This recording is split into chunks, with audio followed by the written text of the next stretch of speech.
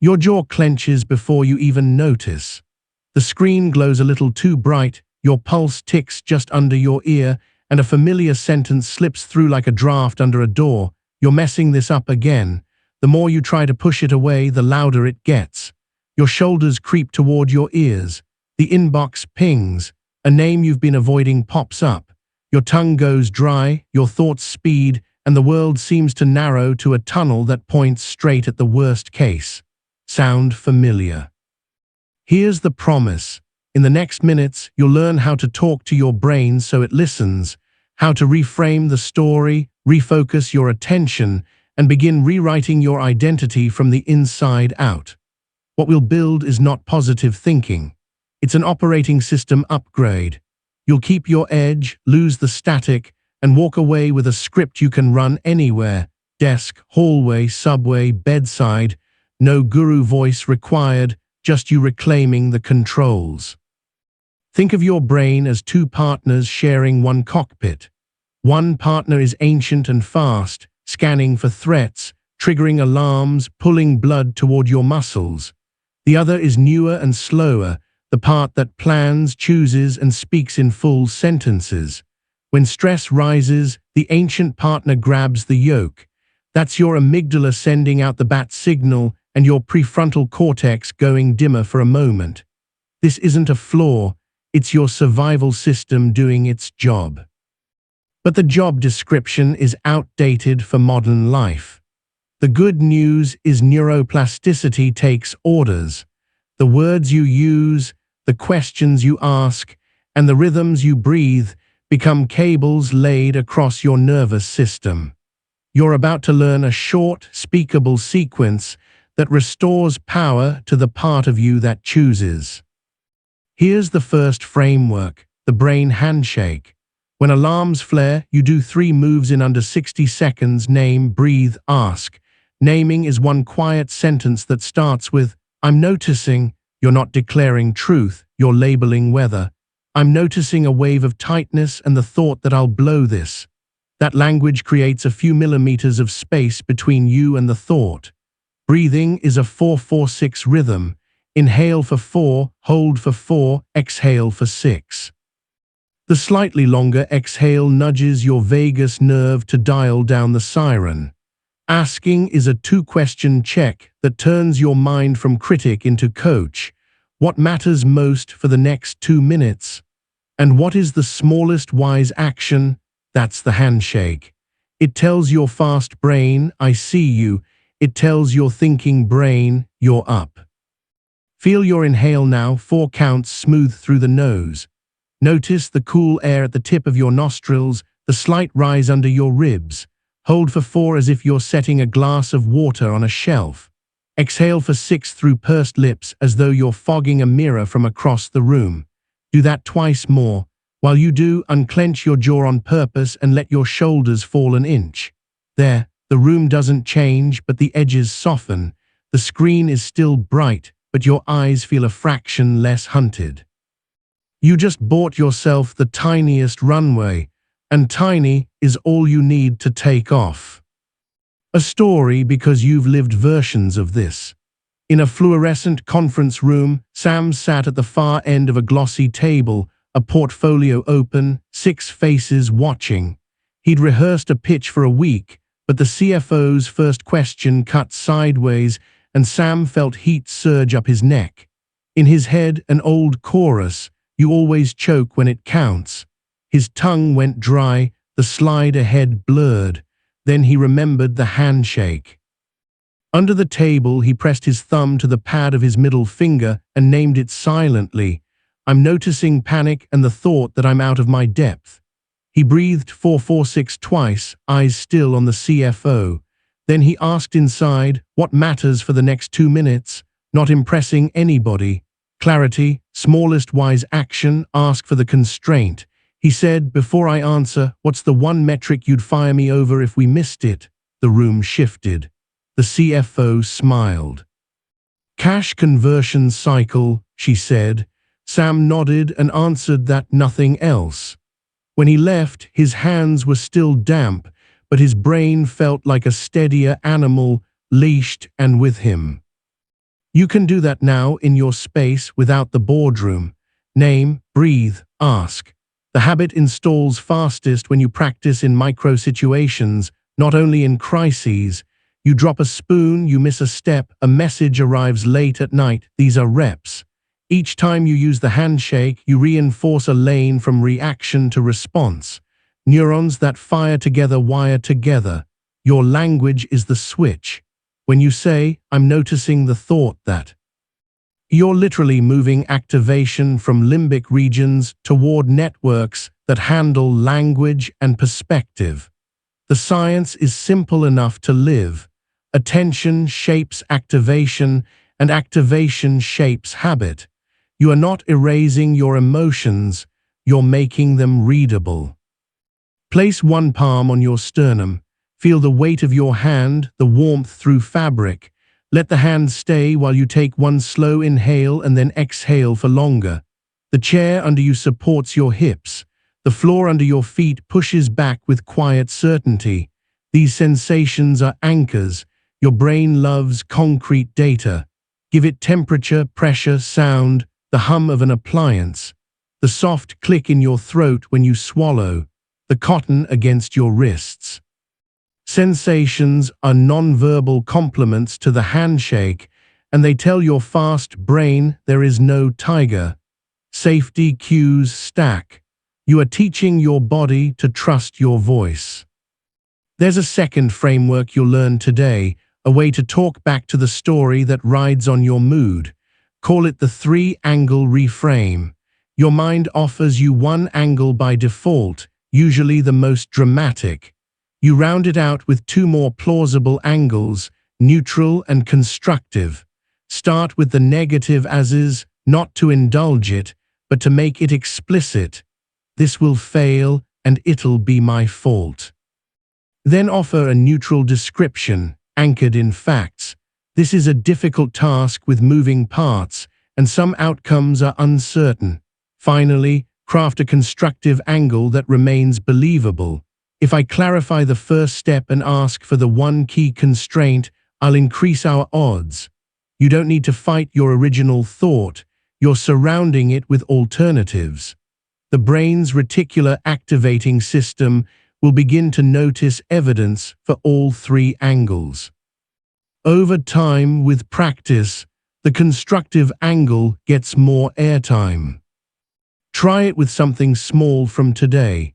Pick a stubborn thought, maybe about a message you haven't answered or a workout you skipped. Whisper the negative angle as if you're reading a weather report. Breathe once, whisper the neutral, breathe again, whisper the constructive with your exhale held for 6, as if you're laying a plank across a gap. Feel that subtle widening, that's your options expanding. When options expand, panic contracts. This is how reframing becomes a muscle, not a trick. A quiet detail matters here. Your brain doesn't only believe words, it believes rhythm. That's why we sync the reframe to the 4-4-6 breath. On the inhale, you gather the negative angle, you let it exist without wrestling. On the hold, you stabilize the neutral angle, you let facts stand. On the exhale, you send the constructive angle out in a longer stream, you make space for an action.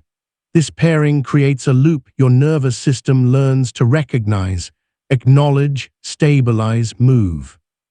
Soon the loop runs itself when pressure spikes. You don't become emotionless, you become translated. Picture the inside of your mind as a weather room with instruments along the walls, barometers for pressure, thermometers for anger heat, anemometers for thought speed. In the center, there's a window. When you're swept, you press your forehead to the window and only see storm. The handshake moves you back 2 steps. The reframe turns on the room's lights. With lights on, you see levers. You notice that the barometer rises just before lunch on days you skip water. You notice that heat spikes after certain names appear. This isn't woo, it's pattern literacy. The more you see, the less you drown. Your identity begins to shift from I am anxious to I am a person with a sensitive instrument that I can read. That small sentence is a revolution. Let's anchor this in your skin again. Exhale everything in your lungs right now gently. Inhale 4, hold 4, exhale 6. While you exhale, picture a ring widening around you by a meter, then 2, giving you room. Feel your shoulders send warmth down your arms. Hear the farthest sound you can detect, maybe a car on a distant street or the low hum of air moving through vents. Let your eyes soften, as if looking past the screen. Your nervous system is listening. It hears safety in long exhales, in softened gaze, in steady naming. You're building a sanctuary you carry. Another scene in a different room. Lena sat at her kitchen table at 11:13 p.m., a short fight with her partner still humming in the air. The words weren't cruel, but they stacked in her chest like bricks. She felt a pebble of dread behind her breastbone. We keep doing this. Her stomach was tight, fingers cold. She wanted to fix it, to force a conversation through the fatigue. Instead, she stood, filled a glass with water, and did the handshake by the sink. I'm noticing the thought that if I don't fix this right now, it means we're broken. She breathed 4-4-6 twice, then asked, "What matters most for the next 2 minutes? Kindness. Smallest wise action, send a 3-sentence text, I love you, I'm tired, I want to hear you in the morning."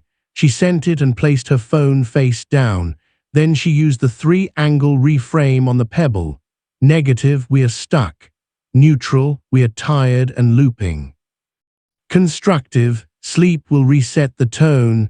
We'll choose one topic tomorrow. She slept. The next morning, the conversation was cleaner, not because the problem vanished, but because she'd talked to her brain before she talked to her partner. You might be thinking, fine, but my brain is stubborn. It is. So we use repetition and environment. Put the handshake in places you actually look. A sticky note that reads name 446, ask, on the edge of a monitor. The phrase I'm noticing the thought that, as your phone's lock screen.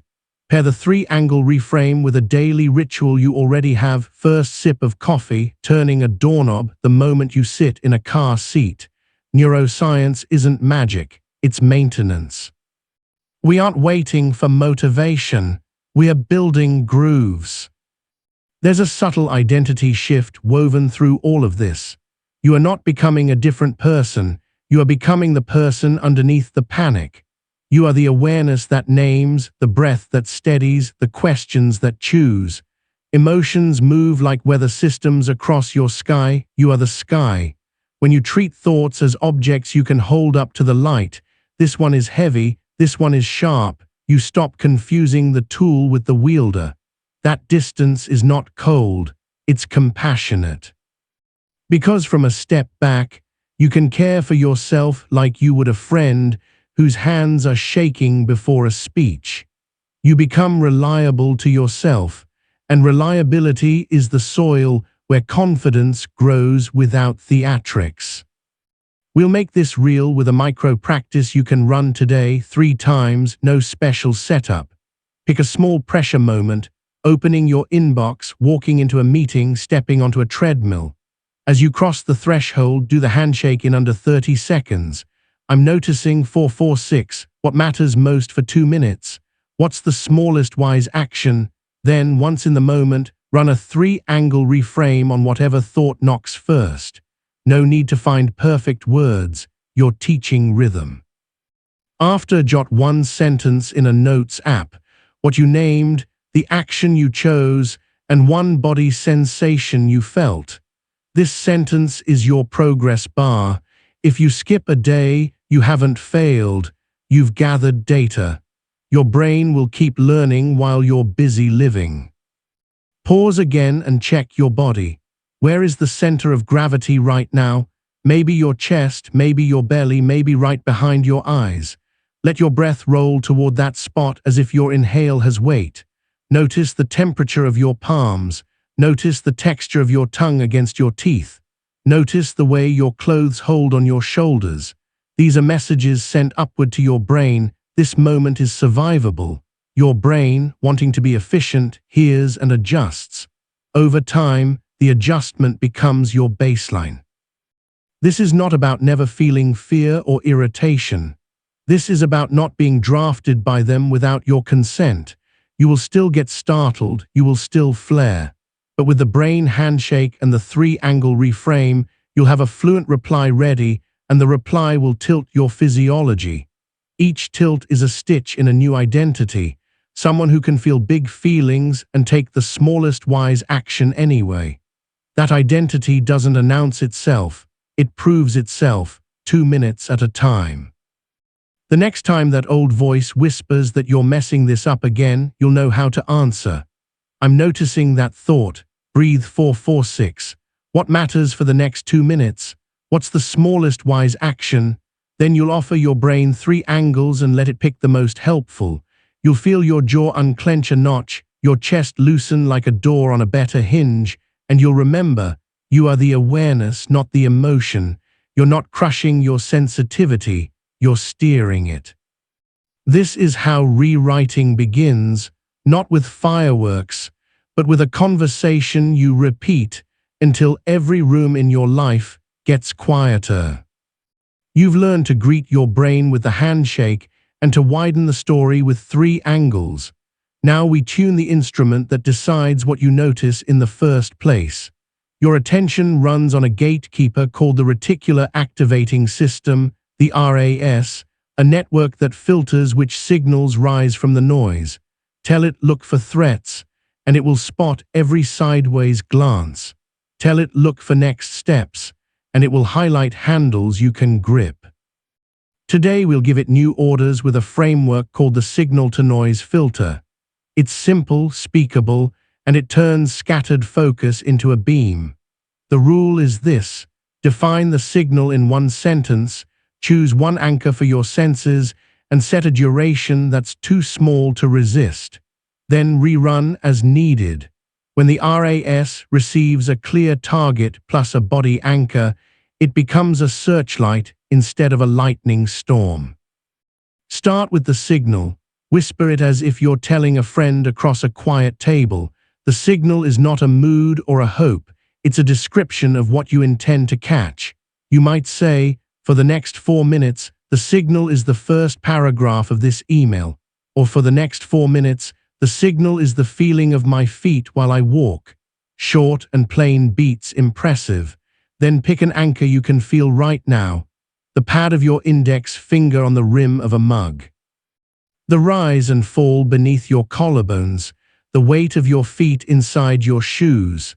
Finally, choose a tiny duration. 4 minutes is fine, 2 is magic. You are bribing your brain with an easy win. When the timer ends, you can stop. Often you won't want to, and that's the point. Momentum is chemistry, not character. Let's run it now.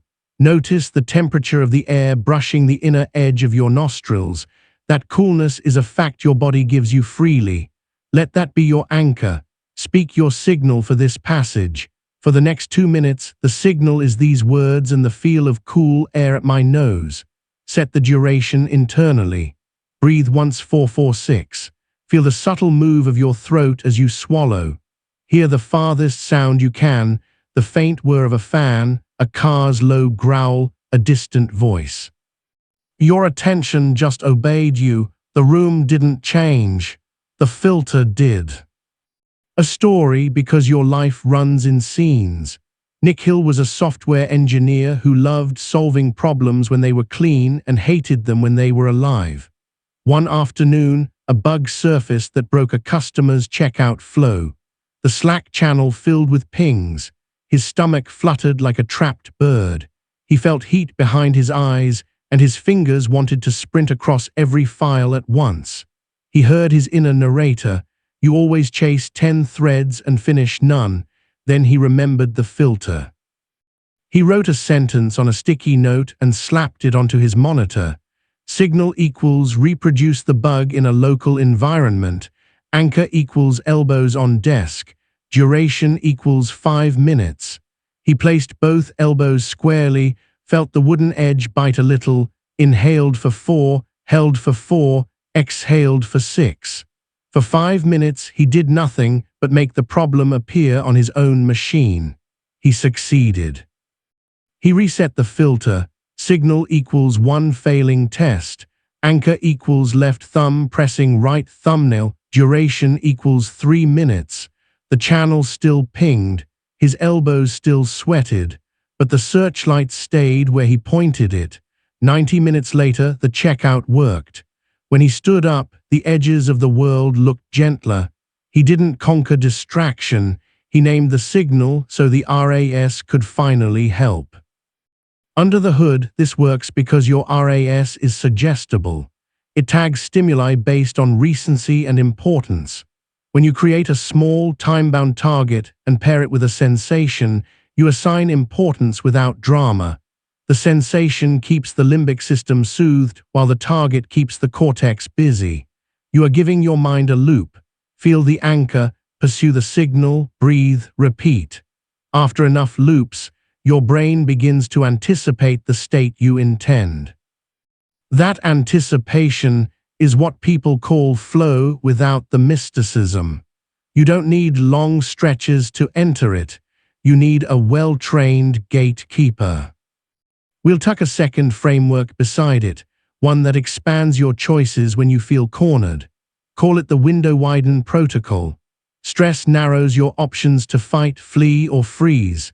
The protocol asks you to add 2 more windows every time, the ask and the wait. Fight, flee, freeze, ask, wait. The ask is a question to another human that removes guesswork. The wait is a deliberate pause to gather one more data point before acting. When your brain feels trapped, it wants to move.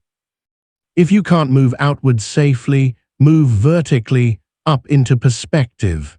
Adding ask and wait gives the RAS new cues to watch for, the person to clarify with, the signal that will arrive if you delay 30 seconds. This isn't passivity, it's precision. Let's stitch both frameworks into a micro drill called the 2-minute beam. Pick a task fragment within reach. Drafting 1 sentence, washing 3 dishes, reading 6 lines of a contract. Whisper your signal. Choose your anchor, the rim of a glass, the weight of your forearms, the literal feel of your feet. Pick 2 minutes. Start. If during those 2 minutes you feel trapped or you hit friction, run the window widen. Do I need to ask a quick clarifying question? Could I wait 30 seconds to see if the need resolves with 1 more breath or 1 small observation? Then return to the signal. 2 minutes carry more power than you think. They are long enough for chemistry to shift, short enough that resistance can't make a case. Check your body again. Where are your shoulder blades resting? Slide them down your back as if tucking them into back pockets.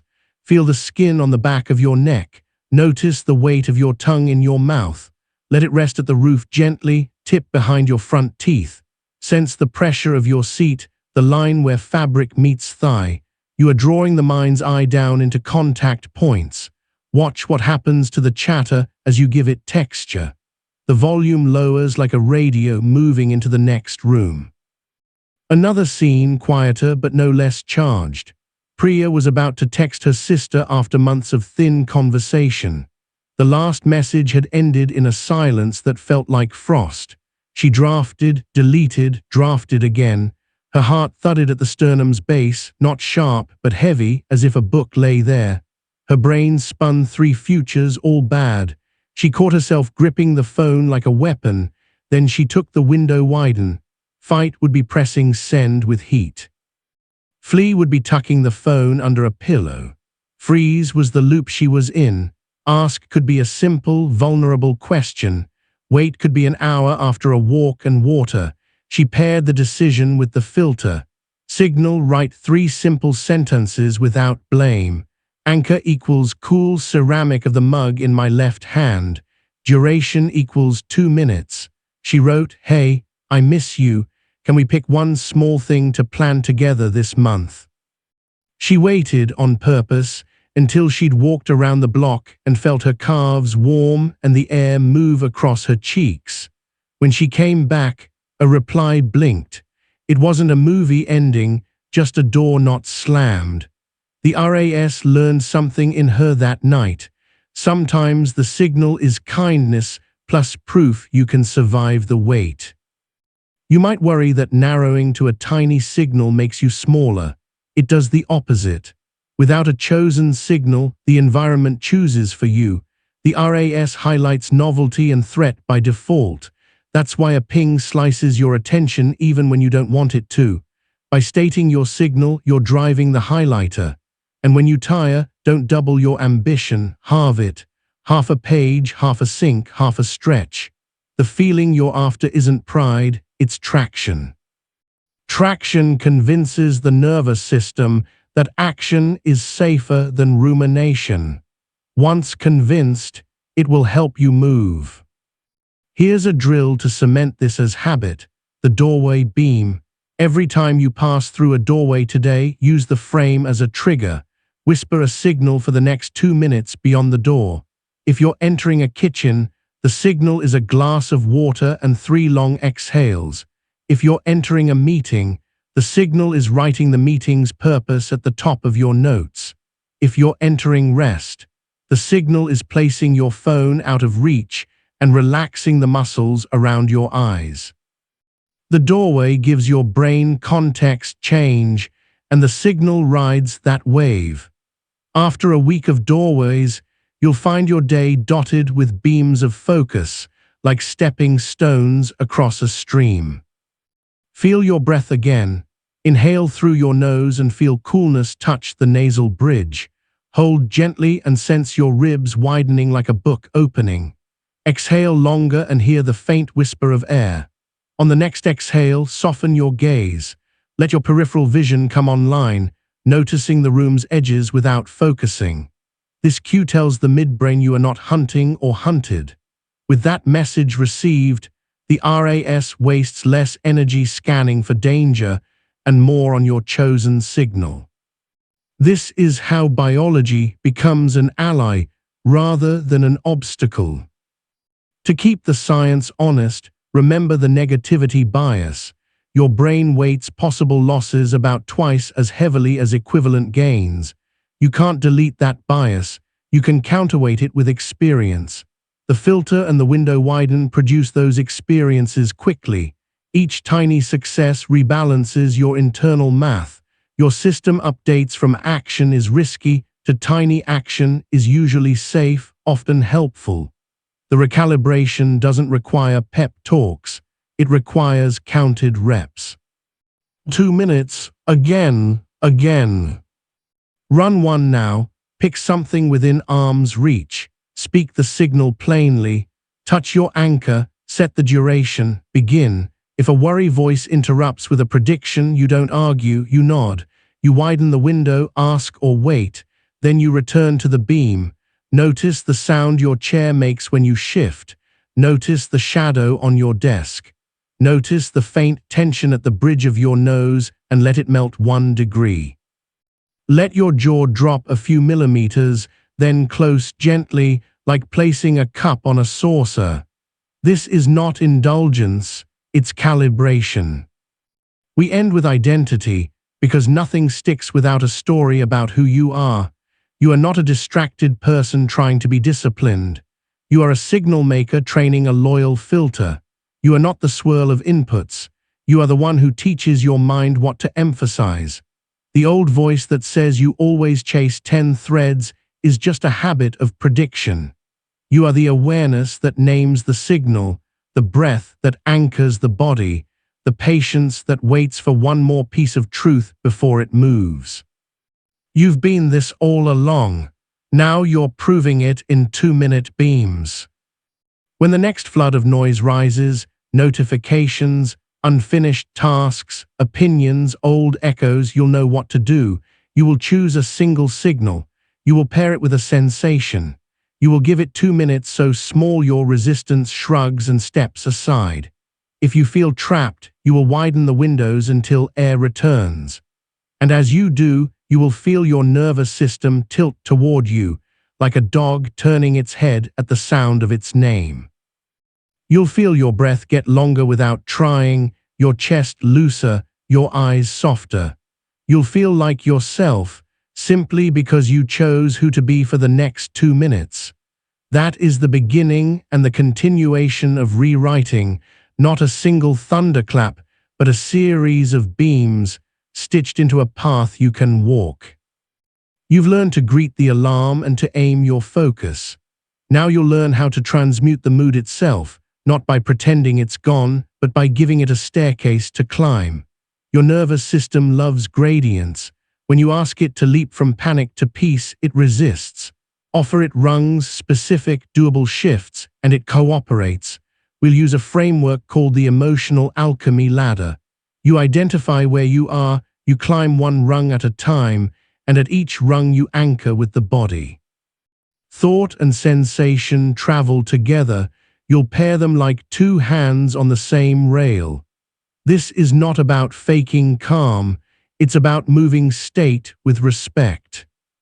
Start with the first rung, name the weather, not the character.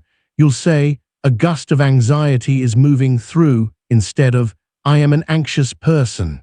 Weather is temporary, identity is sticky. The second rung is a 90-second weather rule. When a strong emotion surges, give it 90 seconds of full observation without commentary, breathing 4-4-6 the whole time.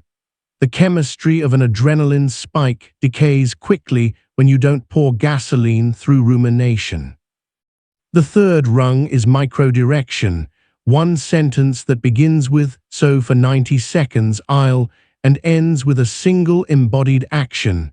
Open my hands, feel my feet, soften my gaze, sip water, walk to the window. After the 90 seconds, you reassess and decide the next rung. Nothing heroic, everything precise. Try it now as a rehearsal. Close your teeth gently so they're touching and notice the pressure. Let your tongue rest lightly against the roof of your mouth. Inhale for 4 and feel air cool along your nasal bridge. Hold for 4 and notice your sternum rise like a tide pausing at the shore. Exhale for 6 and sense your shoulders slide a degree down your back. Whisper the weather, a light restlessness passing through. Start the internal count to 90, not as a contest, but as company. During the count, let your hands uncurl in your lap, palms up. Feel the little pulse in the pad of your thumb. Hear the softest sound you can locate, maybe a faint hiss of air or a distant hallway footfall. When the count ends, notice the difference. It might be small, like a window cracked half an inch. That half inch is enough to breathe. A story to ground this. Matteo ran a small design studio, which meant he wore 12 hats and slept in none of them. One morning, a client emailed with a sudden shift. Budget cut, timeline same. Matteo's chest squeezed hard, as if a belt cinched 2 holes tighter. He felt heat at the tips of his ears. The phrase "you're failing your team" lit up like a neon sign behind his eyes. Old Matteo would sprint into apology and overtime promises. The new one opened the ladder. He named it "A Squall of Dread, Not My Identity." He set his watch for 90 seconds and said, "So for 90 seconds I'll breathe and feel both feet." During the exhale, he pressed his toes into the floor through his shoes and felt the shoe's edge against his big toe. At 60 seconds, the heat in his ears cooled to warmth. At 90, he climbed one rung, ask for constraint. He typed, "Could you name the one deliverable that matters most within the new budget?" The client replied with relief, not punishment. The team produced that one thing. No one burned out. The budget remained cut. The chemistry did not. Underneath the ladder is a simple slice of science. Interoception, your brain's map of the body. When you bring attention to sensations, the tug of fabric on your shoulder, the cool band of air at your wrists, you activate networks that counterbalance alarm circuits. This doesn't eliminate the feeling, it contains it. Your 90-second, where the rule is giving cortisol a chance to peak and slope down while your prefrontal cortex stays online. The body signals, the mind narrates, and together they shift state like a crew rowing in rhythm. We pair the ladder with another tool for sticky thoughts, a protocol called the quotation frame. You've tasted it already with "I'm noticing the thought that," but now you will apply it to the most believable, persuasive lines in your head. You put every thought in quotation marks and speak it in a softer tone, as if reading a line from a play. "I'm never going to get ahead" becomes "I'm having the thought, I'm never going to get ahead." This one linguistic move moves thought from sky to stage. On the stage, you can direct. With your next exhale, you try a different line. "I'm also having the thought. One small step right now counts more than convincing myself of a whole new life." The brain listens to phrasing. Quotation marks are a boundary that keeps the story from colonizing your identity. Check your body as you practice. Where do your ribs meet your spine? Imagine the breath moving there like warm light. Feel the soft skin just under your eyes and let it melt. Notice the angle of your neck. Tilt your chin one finger breadth down and sense the length at the back of your skull. The nervous system reads these tiny adjustments as non-threat signals. You are writing to your brain in the alphabet of pressure, temperature, and rhythm. Another scene, smaller but sharp. Tasha had a tight deadline and a history of late starts. At 8:07 p.m., the apartment humming with a neighbor's muffled bass, she stared at the blank slide. Her stomach felt queasy, like she'd swallowed cold water too fast. The thought arrived with theater lighting. "You're procrastinating again. This is who you are." She opened the quotation frame. "I'm having the thought. This is who you are." She breathed 446 and added, "I'm also having the thought. The first ugly draft is the only way the good draft is born." She shifted to the ladder. Name the weather, edgy reluctance passing through. Set the 90 seconds. So for 90 seconds I'll type a deliberately terrible opener while feeling the weight of my forearms on the desk. 90 seconds later, 5 clumsy sentences existed. Not excellent. Real. Her stomach felt less cold, more neutral. She climbed one rung more, 2 minutes on the next slide. By 9:12 p.m., the draft was intact, not pretty, but whole. Her identity didn't shout, it nodded. "I am the person who starts by starting." To help you run the ladder under pressure, you'll learn a short bridge called the body bookmark. It's a tiny physical cue you repeat each time you choose a rung, an action that tells future you where you left off. Touch the center of your chest with 2 fingers. Press your thumb and index finger together. Tap your foot twice. Pair the cue with a quiet sentence, climbing 1 rung. The bookmark builds recall. The next time you touch that same spot, your brain retrieves the context. This is where we breathe and count and choose. Over weeks, the cue becomes a doorway into state change. You don't have to think hard, you just press the bookmark and the ladder appears. Tune in again to sensation. Feel the fabric on your shoulders. Slide your shoulder blades as if placing them into back pockets. Notice the weight of your head on your neck. Imagine it floating 1 millimeter up, lengthening the back of the neck. Hear the softest texture in the room, the difference between silence and almost silence. This is how you sweeten your nervous system while you practice the mental move. Sweetened systems learn faster. Even with these tools, you'll meet stubborn moments that feel like wet wool, heavy and clinging. For those, we'll add a protocol called the 1% shift. It asks a single question: what would make this 1% easier right now? Not ideal, not perfect, 1%. There is always something. The chair angle, the font size, the room's light, the water you haven't sipped, the shoes that pinch, the tab that should close, the sentence that wants to be shorter. The 1% shift is not about comfort. It's about friction reduction. Reduced friction lowers perceived threat. Lower threat frees working memory. Freed working memory lets you think like yourself. Use it with a breath. Inhale for 4 as you scan for the 1%. Hold for 4 as you select. Exhale for 6 as you act. When you finish, notice if your breath lengthened without effort. That involuntary lengthening is your proof that the system agrees with you. Here's a moment from the field. Omar coached a high school basketball team with heart and chaos. During a playoff game, down 2 points with 30 seconds left, a player missed a layup and froze like a deer. The whole gym tightened. Omar felt a lightning bolt of anger shoot from belly to throat. He wanted to shout. Instead, he tapped his body bookmark, thumb to index finger, and ran the 90-second rule in miniature because he didn't have 90. Weather, a storm of frustration. So for 10 seconds, I'll breathe and feel my shoes grip the floor. He inhaled, felt the rubber bite the court. Exhaled long and softened his gaze so he could see the whole floor. Then he climbed a rung with the 1% shift question. What would make this 1% easier for them? He called a timeout and said one sentence.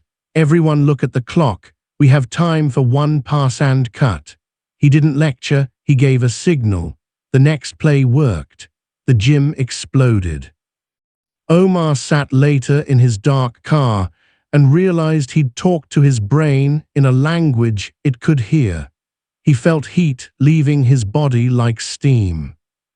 Behind all of this is identity. Your brain predicts who you are and then cherry-picks evidence. Today's work is to feed it different evidence on purpose. You're not telling a fairy tale, you're gathering proof. 90 seconds observed without spiraling is proof. One rung climbed is proof. A bookmark pressed and retrieved is proof. The proof accrues until your prediction engine updates. I am the person who can feel a lot and steer a little. That sentence is an anchor you can stand on. Let's give your identity a quiet upgrade with a practice called the mirror line. Stand in front of a mirror, any mirror, even a phone's black screen before it wakes. Keep your eyes soft. You're not inspecting, you're greeting. Whisper, you are the one who notices. Then add one line about process, not outcomes. You climb one rung and you breathe. Do it once in the morning, once at night. Keep it under 10 seconds. The mirror line plants a flag in your self-image without picking a fight with the critic. It's not praise, it's orientation. Return to your body for the close of this round. Exhale everything gently. Inhale for 4 and feel your lower ribs widen like doors. Hold for 4 and sense your spine stack, vertebra by vertebra. Exhale for 6 and imagine the breath washing down your arms, out through your fingertips. Notice the temperature of your palms, the pressure at your sit bones, the texture of the floor under your feet, the sound at the edge of hearing. Name the weather you're in right now. Choose whether to set a 90-second watch, to climb one rung, to press your bookmark. This choice is the smallest wise action in disguise. You're not trying to be fine, you're being fluent. When the next wave rises, an email with a tone you interpret, a face that reminds you of old bruises, a calendar alert that compresses your chest, you'll know your sequence. Quotation frame to loosen the story. Emotional Alchemy Ladder to give the state a root. 90-second, weather rule to let chemistry crest and soften. Body bookmark to recover the path fast. 1% shift to reduce friction in the moment you need it most.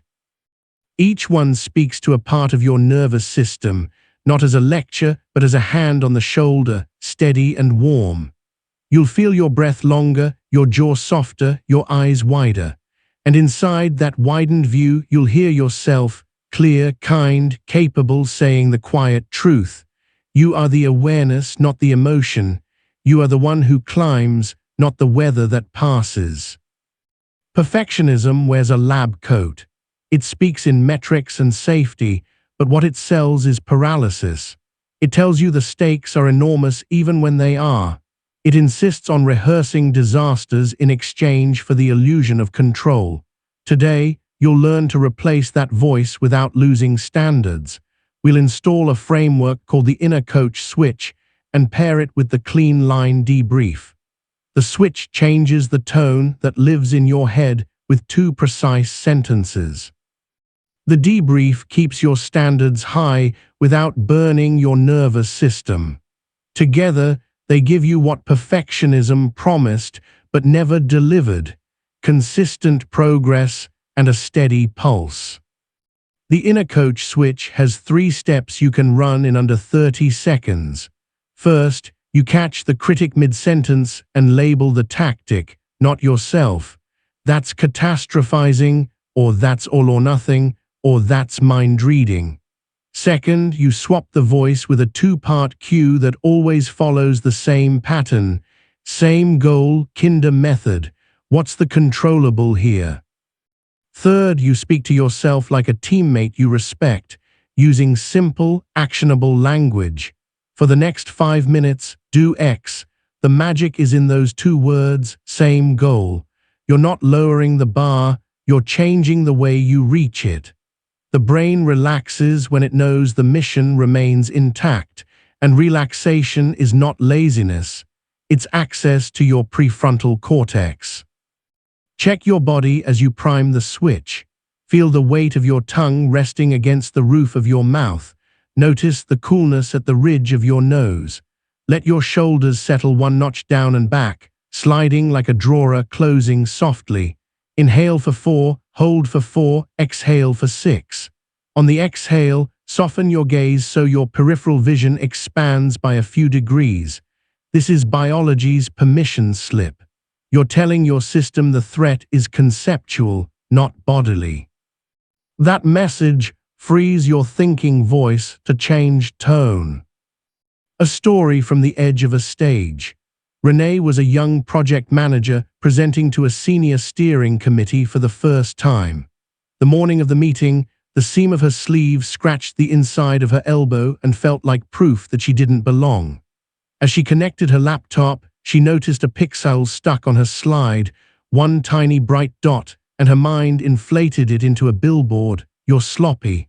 Her breath went shallow. Her inner critic unrolled a banner. If you don't nail this, you're done. Caught it? Catastrophizing, she whispered. Same goal, kinder method. What's the controllable here? She adjusted the room view to hide the stuck pixel, felt the weight of her heels on the floor through her shoes, ran a quiet 446. Then she spoke to herself like a teammate. You're going to lead with the outcome, then the risk, then the ask, first 2 minutes only. She did. The committee asked hard questions. She answered 2, parked 3, and named a follow-up time. The work didn't become easy. It became doable because the voice changed. Under the hood, the switch works because tone changes chemistry. When your inner voice is harsh, it amplifies sympathetic arousal, heart rate rises, breath shortens, peripheral vision narrows. Kindness doesn't mean softness, it means efficiency. Coaches who get results don't scream all practice, they call the next drill. Your nervous system hears clarity as safety. Same goal, kinder method, is clarity. What's the controllable? Points your RAS toward handles instead of cliffs. Each time you run the switch, you wire an association. High standards paired with low drama. We glue the switch to your day using a tiny ritual called the pen drop. Before any meaningful task, you physically drop a pen from 2 inches above the desk and listen to the tap. That sound is your cue. You label the tactic the critic is using, you say the switch line, and you set 1 controllable move for 2 minutes. Pen drops, critic caught, same goal, kinder method, controllable chosen. The ritual gives your brain a multisensory memory: sound, sight, touch. That makes the switch easier to find next time the pressure spikes. Pause and map your current sensations. Where do your feet meet the floor? Press your toes gently into your shoes and feel the elastic give. Sense your lower ribs expanding with the next inhale like a book opening. On the exhale, let your jaw release so the molars lose contact by a hair's breadth. Hear the faintest mechanical hum in the room. When you stack sensations, Your body trusts your instructions more readily, like a dog sitting when you use the same tone each time. Perfectionism's twin is avoidance, and avoidance hates post-game analysis. That's why you'll use the Clean Line Debrief, a 3-line review you run after any effort. Line 1, what worked and why? Line 2, what didn't and why? Line 3, what I'll try different next time. Each line is a single sentence. Each uses neutral, specific language. You are training a scientist, not a judge. The debrief is fast on purpose, so you don't ruminate or perform for an imaginary audience. It gives your memory a frame that highlights useful data and hides the shame glitter that perfectionism loves to throw in the air. Run a microscopic debrief now on your last hour. Whisper it quietly, what worked and why. Maybe you sat down sooner than usual because you set a 2-minute beam. What didn't and why? Maybe you opened a tab to just check something and lost momentum because novelty stole your RAS. What I'll try different next time. Perhaps you'll close messaging for the first 4 minutes and let the pen drop trigger the switch. That's it. No speeches. Your brain logs the pattern and offers it back later when you need it. Another story from a kitchen at 6:12 a.m., toast scent just starting to lift in the air. Jonah was a new parent returning to coding before daycare drop-off. He had 34 minutes. His critic said it wasn't enough, so why start? He dropped the pen, named the tactic, all or nothing. Same goal, kinder method. What's the controllable here? He put on noise-canceling headphones, set a 2-minute timer to warm up with one function, and felt the headband press against the ridge above his ears. He began. When the baby monitor popped to life, he ended. He ran the Clean Line Debrief as he wiped the counter. What worked and why? The tiny warm-up. What didn't and why? I tried to overhaul a module at minute 21. What I'll try different next time? One function plus one test only. Standards intact. Shame unnecessary. 34 minutes became enough when it was treated like something, not a fraction of nothing. Bring your attention back inside your skin. Notice the temperature of your hands, cool on the backs, warmer at the palms. Feel the gentle stretch across your upper back when you breathe in, as if a small sail catches wind. On the exhale, imagine the breath pouring down your legs like warm water. Let your eyes track one object in the room with softness, not scrutiny. The more you inhabit your body while you direct your mind, the less the critic can claim to be the only adult in the room. There's a second tool to reduce the critic's fuel supply, the 70% rule for first passes. You tell your brain that the first iteration of anything only needs to reach 70% of the final quality to be counted as a win. You pick one criterion that defines 70 for the task, length, clarity, completeness, and you ignore everything else. This is not mediocrity, it's sequencing. Excellence emerges from multiple clean passes faster than from one tortured pass that stalls. When your mind knows the threshold for good enough to move is defined and reachable, it releases energy that would otherwise go to argument. Pair the 70% rule with a breath count called the 4 lines. On inhale 1, you whisper, start. On inhale 2, you whisper, 70. On inhale 3, 1 pass. On inhale 4, move on. Each word rides a 4-4-6 breath. The inhaled word primes intention. The held breath steadies it. The long exhale begins the action. This gives your nervous system a rhythm for getting out of the gate. It's hard to stall when your body is already moving with the words. You'll also install a boundary at the end of focused work so your critic doesn't chew the edges of your rest. Call it the door close sentence. As you stop, place a hand on the door frame, real or imagined, and say, "This is where I stop for now, future me has this." Then breathe out with a soft FFFF sound between the teeth, like air releasing from a tire. This audible exhale is a cue to your vagus nerve. It closes loops in your mind and keeps standards from turning into surveillance. You rest better when your brain trusts you'll resume. The sentence is the proof. Feel for a moment the curve of your spine against the back of your chair. If you're standing, sense the weight moving down into your heels, then forward into the balls of your feet, as if your body is a pendulum finding center. Locate a sound that feels 2 rooms away, and then a sound that feels inside your body, the tiny click when you swallow. This outer scan tells your vigilant circuits that nothing is sneaking up on you. It steals fuel from the critic, whose favorite trick is to pretend everything is urgent. You might wonder what to do when the critic's lines are tied to old authority, teachers, bosses, caregivers, voices you internalized because your survival once depended on them. Here we use a protocol called the source tag. When a line arrives, if it's not perfect, it's worthless. You tag it with the earliest source you can recall, even if you're guessing. That's Mr. Alvarez's voice from 9th grade. Then you ask, is that voice responsible for my life now? Your adult answer will be no. You follow immediately with the switch. Same goal, kinder method. What's the controllable? The source tag dereverences ancient scripts.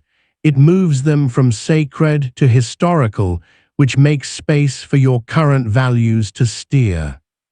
A quick scene from a hallway that smelled faintly of printer ink. May, a junior associate, carried a draft brief to a partner known for a glacier stare. Halfway there, her breath hitched and she felt a cold bloom under her sternum. The sentence appeared, if there's a typo, you are a typo.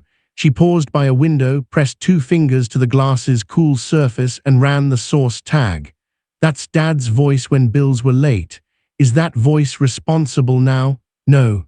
Same goal, kinder method. What's the controllable? She scanned the first page with a finger, not her eyes alone, because touch slows panic. She found a single missing comma, corrected it, and walked the brief in. The glacier stared and nodded. Work, not worth, had been judged.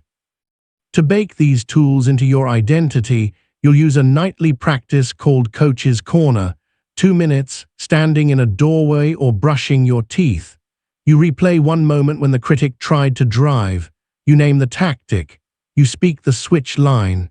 You run the Clean Line Debrief in 3 soft sentences. You end with the door close sentence. This is where I stop for now. Future me has this. And 1446 breath. That's it. Repetition at the edges of your day trains your system when you're not in a firefight, so the tools appear when you are. Return to sensation. Slide your shoulder blades down again. Let your lower jaw relax so your tongue broadens. Feel the fabric at your wrists. Notice the faint temperature difference between air on your cheeks and the back of your hands. On your next exhale, imagine the breath traveling down into your feet and leaving through your soles like warmth entering the floor. You are demonstrating calm, not demanding it. The demonstration is often enough. Identity lives in language. Today you'll borrow a single identity line and repeat it until it fits. I am a high-standard human who uses kind methods. Say it as if you're telling the truth quietly to a friend, not advertising. The brain resists slogans. It accepts descriptions matched by action. Each run of the switch, each clean line debrief, each 70% first pass is a stitch that makes the description true. You are not pretending to be this person. You are remembering. When the critic returns, as it will, because it thinks it keeps you safe, you won't fight it. You'll tag its tactic. You'll set the switch. Same goal, kinder method. What's the controllable here? You'll drop the pen. You'll set 2 minutes. You'll work a first pass to 70, then stop on purpose with a door-close sentence that respects both work and rest. And as you do, you'll notice your breath stay longer even when stakes rise, your jaw looser even when eyes are on you, your gaze wider even when you care deeply. You'll recognize a deeper truth settling in your bones. You are the awareness, not the emotion, the coach, not the critic, the standard, not the shout. Boundaries are how you teach your brain what your life is for. Without them, your RAS becomes an open mic and every voice gets a turn. With them, your nervous system learns predictability, which it reads as safety. Today you'll install 2 frameworks that let you say no without shrinking and yes without resentment. The first is the boundary bridge, a script that preserves connection while you protect your time. The second is the energy budget, a daily allocation that turns attention into currency. Together, they keep you from outsourcing your priorities to other people's urgency. Your brain will relax when it knows you'll keep your promises to yourself, and relaxation is what allows you to be generous on purpose instead of generous by panic. Boundaries fail most often at the pivot point, the heartbeat between feeling the pull and replying. That's where the boundary bridge lives. It has 3 planks: respect, reality, root. Respect names the value in the request or the relationship. I appreciate that you asked me. It means you trust my work. Reality states your actual constraint in one factual sentence. I'm at capacity this week. I won't do good work if I add anything. Root offers a smaller yes or a different plan. If you can wait until Wednesday, I can give you a solid pass, or I can point you to a template that will get you to 60% now. The magic is that you say all 3 in a steady tone, with a long exhale at the end. The long exhale is part of the boundary. It signals to your own body that you are safe while you choose. Feel your body as you imagine speaking it. Inhale for 4 through your nose and notice the cool thread of air along the bridge. Hold for 4 and sense the light stretch across your upper back. Exhale for 6 through pursed lips and let your shoulders slide 1 notch down and back, like a drawer closing softly. Put your tongue on the roof of your mouth. Notice the pressure of your feet. Even before you speak, the physiology of boundary is arriving. Slower breath, grounded feet, softer gaze. Boundaries are not a sound, they're a state. People can feel it even when your words are polite. An anecdote from a hallway that smelled like dry coffee and printer heat. Elena worked in marketing and had a habit of saying yes with her jaw clenched. Her manager, warm and relentless, popped by at 4:12 p.m. with a quick favor, a phrase that made Elena's stomach dip, as if she'd missed a step on the stairs. The project would take 3 hours and the deadline was somehow yesterday. Elena felt a flash of old heat at her cheeks, the kind that whispered, "You owe them effort to be safe." She pressed her thumb to her index finger, her body bookmark, and stepped onto the boundary bridge. Respect. I'm glad you trust me with the launch copy. I care about getting this right. Reality. I'm at full bandwidth through Tuesday. If I add anything, quality will drop. Root. If we can shift this to Wednesday morning, I'll deliver something tight. If it must go tonight, I can send a strong outline in 20 minutes that someone else can flesh out. She said it with a long exhale at the end and let the silence exist.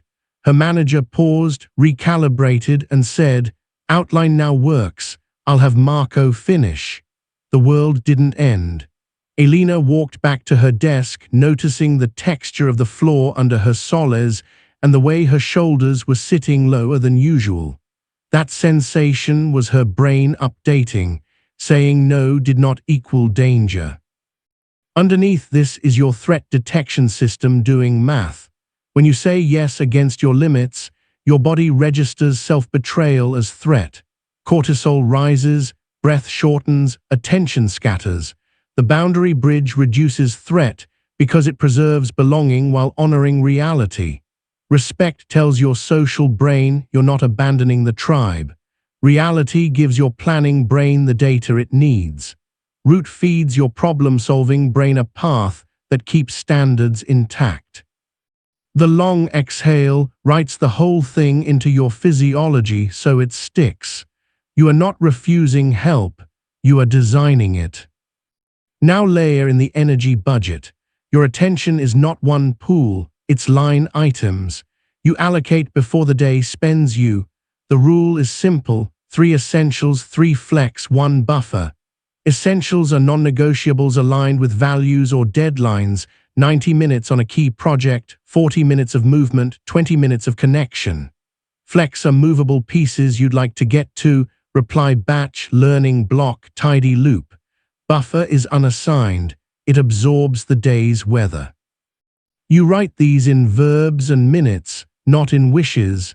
Draft proposal 45, not be strategic. Your RAS loves specificity, it highlights handles it can grasp. Run a micro version right now. Put one hand on your sternum and feel the light weight. Inhale and imagine air moving into the back of your ribs like warmth. On the exhale, whisper your 3 essentials for the next 4 hours, each paired with a minute count. Whisper 2 flex. Whisper buffer 20. Feel the vibration of your voice under your palm. That vibration is a feedback loop. Your body believes words it can feel. If the calendar already looks crowded, the budget is even more important. You're not making time, you're claiming it. A story at a kitchen counter where the light was sharp and honest. Dev was a freelancer who lived in feast or famine cycles, and with the feast came panic yeses. One Monday he felt his skin buzz like carbonated water, a sure sign his adrenaline was doing more thinking than the rest of him. He made coffee, felt the mug's heat against his palm, and wrote his energy budget in a dry erase box on his fridge. Essentials: 90 minutes on client A's spec, 30 minutes billing, 20 minutes walk, 10 minutes pitch line practice. Flex: 30 minutes inbox batch, 20 minutes learning. Buffer 30. He breathed 446 and then pictured the buffer as a bowl you leave on the counter for surprise fruit. At 10:17 a.m., a quick chat, ping lit up. He stepped onto the boundary bridge and said, "I value your project. I'm at capacity until 2 p.m. If you can do 2:30, I'll be fully present. If you need a faster answer, I can voice note a suggestion in 5 minutes." The client chose 2:30. Dev felt the skin buzz quiet. That quiet was his body understanding that the person steering cared about it. Your brain will argue that boundaries break relationships. It's rehearsing old maps. Give it new ones with a drill called the yes-no-yes arc. You say yes to the relationship, no to the misaligned request, yes to the aligned alternative. Yes to working together, no to taking it this weekend, yes to Tuesday with a clear scope.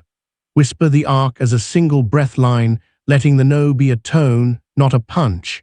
Over time, your nervous system associates no with steadiness, not fear. The people who belong in your life will feel the steadiness and trust you more because of it. Check your sensations now.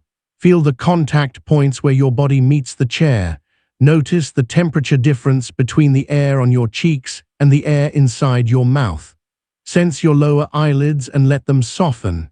Hear a sound that feels 2 rooms away and then one that feels inside your body, like the tiny click when you swallow.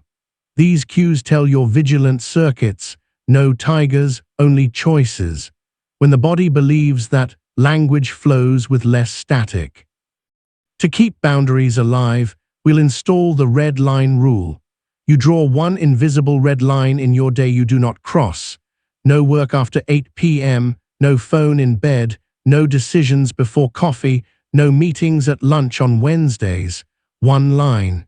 You defend it with the boundary bridge and the energy budget. The brain loves absolute edges. They reduce decision fatigue. Paradoxically, one firm no makes 1,000 small yeses easier. The red line protects your identity practices because those are the first to get sacrificed when urgency shouts. Tie this to a concrete object with the sanctuary minute. Pick a physical spot in your home or office, a chair by a window, a step on the stairs. Once a day, for 1 minute, you sit or stand there and do nothing but breathe 4-4-6 and let your gaze go soft. This 1 minute is not a productivity trick. It's a message. There is a place in my life that is mine. The sanctuary minute trains your nervous system to recognize safety on sight. When you walk by that spot, your breath will lengthen by a half beat.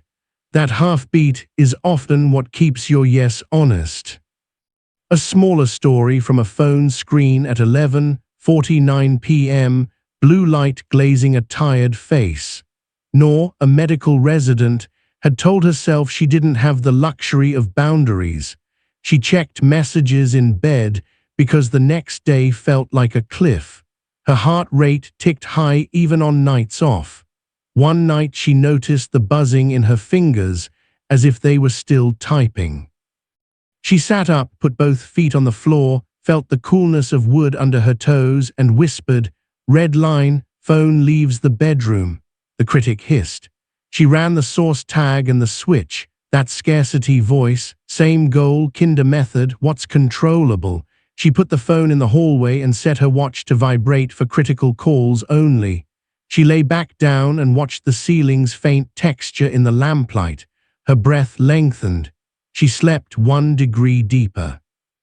The next morning, she did the sanctuary minute on the edge of the tub, a place too ordinary to intimidate her, and felt the air move across the bridge of her nose like something new and generous. The day still asked a lot. She said yes to the right parts with a steadier pulse. You'll meet moments when the ask is wrapped in guilt or urgency that isn't yours. For those, use the echo and edit move. You echo the heart of the request. You want this to land well and on time. Then you edit the terms. I can help by reviewing for clarity tomorrow morning, not by drafting tonight. Echo calms the social brain. Edit installs reality. Pair it with a slow nod and a long exhale. The nod is for them. The exhale is for you. Both are for your nervous system, which needs proof it can stand still while feelings pass through the room. Now weave boundary into identity with a line you'll repeat softly until it fits. I am safe to others and safe to myself. Safe to others means your no doesn't come with shrapnel. Safe to yourself means you don't spend your life in wounds you could have avoided. When you practice the boundary bridge and the energy budget, your brain learns that being safe to yourself is not a betrayal of belonging. It's the foundation of it. This is not about becoming rigid. It's about becoming reliable. Return to your body for a moment. Exhale completely. Inhale and feel your lower ribs widen like doors. Hold and sense your spine elongate 1 vertebra at a time. Exhale longer and imagine warmth traveling down your arms into your hands. Rub your fingertips together and feel the ridges catch. Let your eyes soften until you can see the edges of the room without focusing on anything. That wide view tells your midbrain you are not hunting, you're home. From home, you speak differently. When the next request arrives wrapped in flattery or fear, you'll feel your old reflex wake. You'll notice your jaw ready to say yes to avoid a feeling. Press your bookmark. Step onto the bridge. Respect, reality, root, 1 breath, 1 tone, a steady exhale at the end. If the person pushes, you repeat the reality sentence with the same words because consistency is kindness. Then you consult your energy budget. Does this belong to your essentials, your flex, or your buffer? If it belongs to none, you're not failing, you're aligning. The person who can count their minutes can count on themselves. At the end of your day, run a 1-minute boundaries debrief. Whisper what you protected, how your body felt when you did, where you leaked, and what 1% shift you'll make tomorrow. I protected the walk and the 90-minute block. My chest felt warm afterward. I leaked in the last meeting. I'll use echo and edit next time. End with the door close sentence, so your rest is not a negotiation. This is where I stop for now. Future me has this. Then breathe out with a soft FFFF. Feel the air on your teeth and let your shoulders drop. Rest is not the opposite of discipline, it is proof of it. And if you fear losing love when you say no, remember the people you trust most. You trust them not because they say yes without edges, but because their yes means something. Boundaries don't make you less loving, they make your love accurate. Your brain, which has always wanted to be useful, will thank you for the clarity in the only language it truly understands. Longer breaths, warmer hands, softer eyes. That's your operating system upgrading in real time, not with fireworks, but with a firm, kind voice that belongs to you. Habits are your brain's way of saving energy. They're also how yesterday sneaks into today without asking. If you don't design them, your survival circuits will, and they'll choose comfort, novelty, and threat scanning every time. Today you'll turn habit from autopilot to ally. You'll install two frameworks, the if, then switchboard, and the 24-hour reset loop. The switchboard wires simple, reliable behaviors to the real triggers in your life, so you don't negotiate with yourself at the worst possible moment. The reset loop turns "I blew it" into "I resumed" in under 5 minutes, so your identity stays intact even when you miss. This is not motivation theater. It's circuitry you can speak to with plain language and tiny actions that stick. Begin with the if, then switchboard. Your brain already runs if, then rules. You're going to give it better ones. The structure is short, if cue, then tiny embodied action.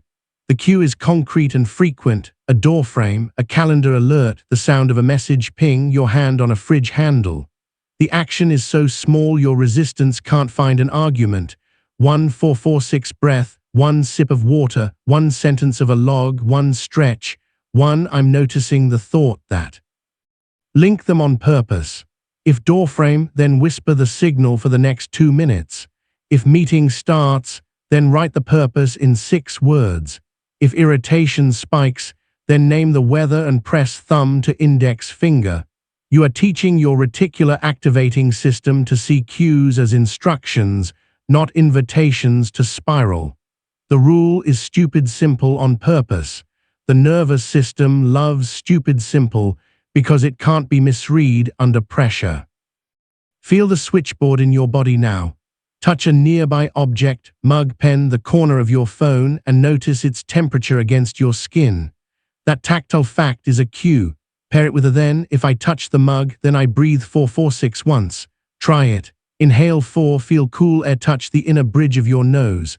Hold 4, sense your ribs widen like a book opening.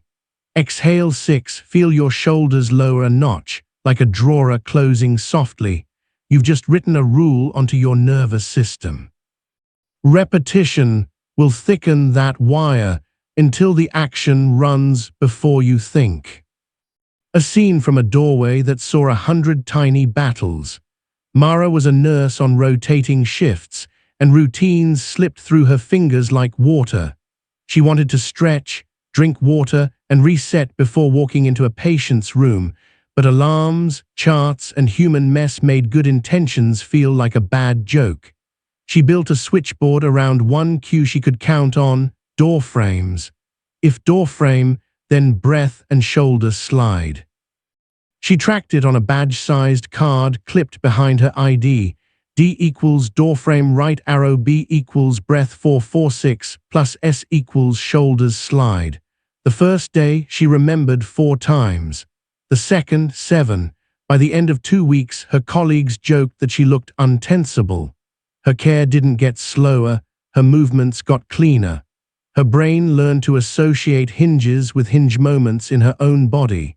She didn't become a new person. She became a person whose micro switches worked without debate. Underneath the switchboard lives a piece of pop neuroscience that's more useful than impressive. Hebbian learning, neurons that fire together wire together. When the cue and the tiny action appear in close time repeatedly, their networks fuse. Add an embodied sensation, pressure, temperature, stretch, and the fuse is stronger. This is why you choose actions your skin can feel. Memory loves muscle. When you stack sense with language, if doorframe, then breathe and whisper the signal. You recruit both the body map and the speech centers, stealing blood from the amygdala's alarm and hiring the prefrontal cortex back on shift. Now for the second framework, the 24-hour reset loop. Old habit stories say a miss is a moral failure. Your brain hears that and hides. The reset loop reframes a miss as data and resumes in 5 moves. Notice, name, normalize, nudge, next. Notice is the factual description. I scrolled for 20 minutes past bedtime. Name is the tactic the mind used. Novelty seeking, avoidance, all or nothing. Normalize is the truth that this happens to humans. Brains chase dopamine late at night. Nudge is a 1% shift for right now. Plug the phone in the hallway. Set a 2-minute timer to close tabs. Drink water. 1446 breath. Next is the smallest wise action that restarts the loop. Brush teeth, write the tomorrow signal, lay out shoes, open the document. You run the reset within 24 hours of any miss to keep your identity glued to action rather than to a story. Try the loop on a tiny recent slip. Close your teeth gently and feel the pressure ease as you let the jaw drop a millimeter. Notice, say the behavior like a neutral witness. Name, label the mind's trick, catastrophizing, scarcity, distraction. Normalize, whisper, brains do this. Nudge, pick a 1% improvement you can make in 60 seconds. Next, choose the first brick of the path you want to resume. Breathe 446 while you do it. Feel the cool air at the nose, the hold spreading into your back, the long exhales smoothing the chest. That physiological shift turns your reset from opinion into chemistry. An anecdote from a desk with a plant that had seen better weeks. Carlos was building a side business after his day job, and his pattern was 3 strong nights followed by 1 collapse into binge-watching and self-disgust. The morning after a binge, his brain ran a script. See, you can't do this, you're not disciplined. He installed the reset loop. Notice, watched 3 episodes until 12:43. Name, avoidance after a hard meeting. Normalize, brains want comfort. This is not a character flaw. Nudge, phone into kitchen, glass of water, 20 bodyweight squats to burn jitter. Next, write 1-sentence plan for the evening, 7:47:58, outline page 2, 8:00, walk. He pressed thumb to forefinger the body bookmark and breathed once 446. That night the plan happened, not perfectly, but enough. After 5 rounds, the identity voice softened. I am the person who resets within a day. That sentence made action easier than shame.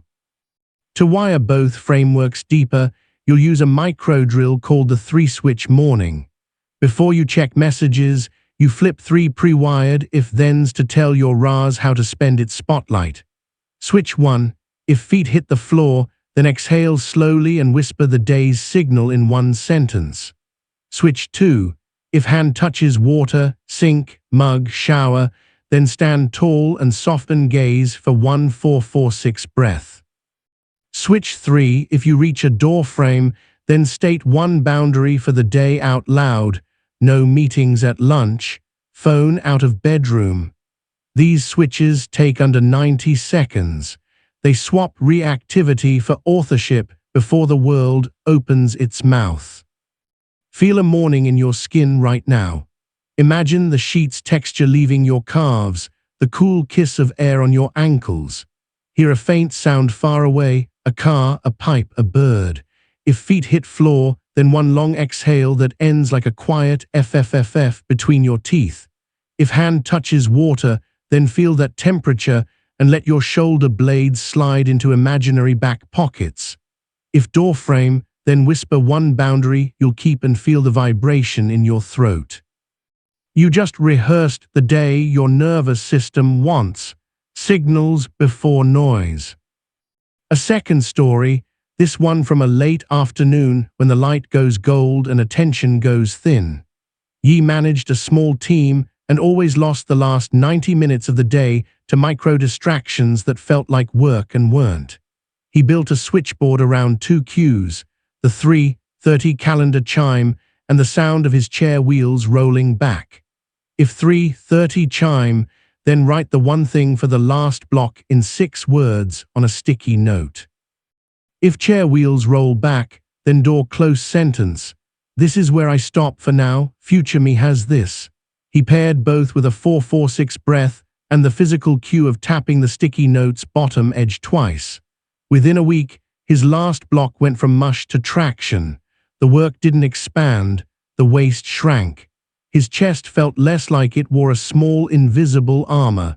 That unarmoring was his brain learning to anticipate closure instead of fearing unfinished edges.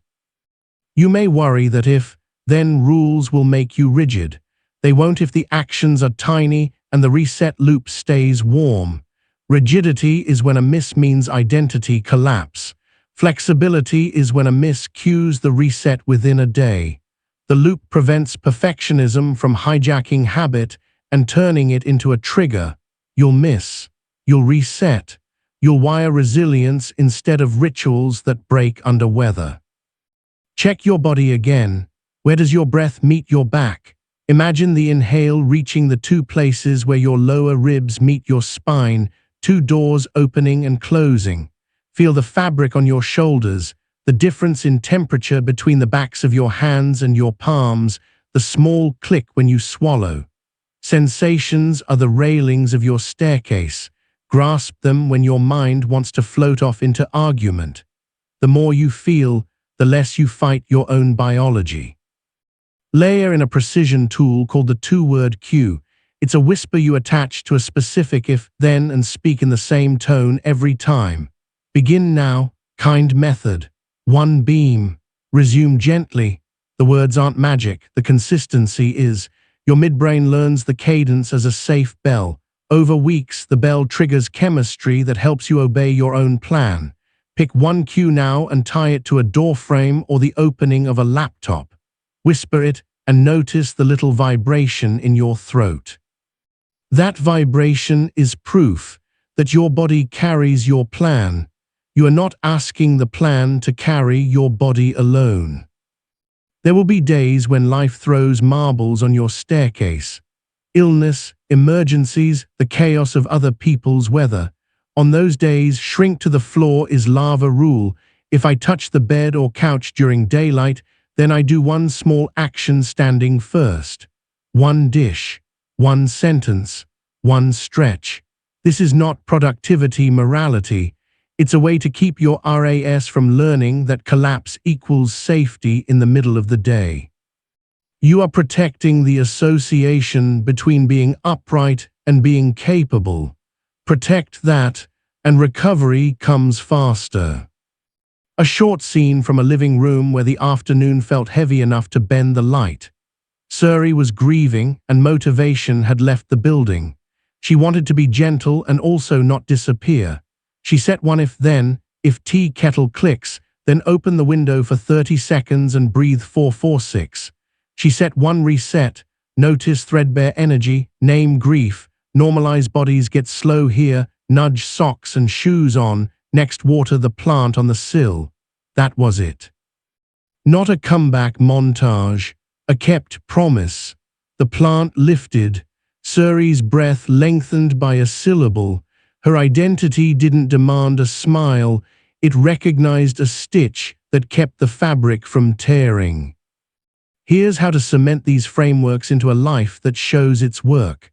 Pick 3 switchboard rules for this week, written on a card you can touch. If doorframe, then breath and signal. If message, ping, then one sentence summary of what I was doing before I reply. If hand on fridge, then drink water first. Run the 24-hour reset loop anytime you miss any of them. Keep the loop script short enough to speak while standing. Keep the nudge tiny enough to do without bargaining. Over time, you'll watch your brain learn that misses are part of the choreography, not a trap door. That learning is the identity shift you're after. Return to your body for the last minute of this round. Exhale everything gently.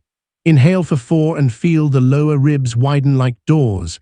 Hold for 4 and sense your spine stack, vertebra by vertebra from tailbone to base of skull. Exhale for 6 and imagine warmth traveling down your arms into your hands and out through your fingertips. Feel your feet, the heel, the ball, the toes. Press each toe lightly inside your shoe, one at a time, like playing a slow chord. Hear the farthest sound you can find, then the closest, the whisper of your breath itself. You are not asking your brain to believe a slogan. You are giving it measurements it can trust. This is not about becoming a robot who obeys checklists. It's about becoming a human who keeps small promises at the exact points where yesterday used to win. The if-then switchboard gives you buttons you can press. The 24-hour reset loop makes sure that when your finger slips, you don't throw out the whole console. You will still feel waves. You will still forget. But you will also remember faster, resume sooner, and feel your nervous system lean toward you because you've trained it to expect gentleness plus action. That expectation is the new operating system installing itself. One doorway, one breath, one reset at a time. When the next cue hits, a ping, a doorway, a thought with sharp elbows, you'll know what to do. If cue, then tiny embodied action. If miss, then notice, name, normalize, nudge next within a day. You'll feel your jaw loosen, your gaze widen, your breath lengthen, and you'll hear the quiet line that keeps you true. You are the awareness, not the emotion, the author, not the habit, the one who resumes. Shame is the heaviest coat your brain wears, and it tries to wear it in summer. It makes you smaller in rooms that actually need you. It rewrites neutral faces into judges and turns small stumbles into character verdicts. Today you'll learn to talk to shame in its own dialect so it loosens its grip without you having to perform bravery. We'll install 2 frameworks, the message, meaning filter, and the spotlight flip. The filter separates what happened from what your nervous system says it means, so you stop sentencing yourself for misdemeanors. The flip moves attention off your imagined audience and onto service, so your prefrontal cortex comes back online. Together, they'll let you be seen without the old price tag of self-attack. Start with the message, meaning filter. Every trigger arrives as a pair, the message, what you sensed, and the meaning, what your brain predicts it says about you. The message might be a raised eyebrow, a delayed reply, a correction, a laugh that wasn't yours. The meaning writes itself in thick Sharpie. You're not good enough, you're exposed, they see through you. The filter inserts a gate. You ask 3 fast questions in one breath. What's the raw message? What automatic meaning did my brain slap on it? What else could it mean that's both neutral and useful? You answer in 10 words or fewer for each, not because the world is simple, but because brevity hijacks rumination. Then you 446, and only then do you act.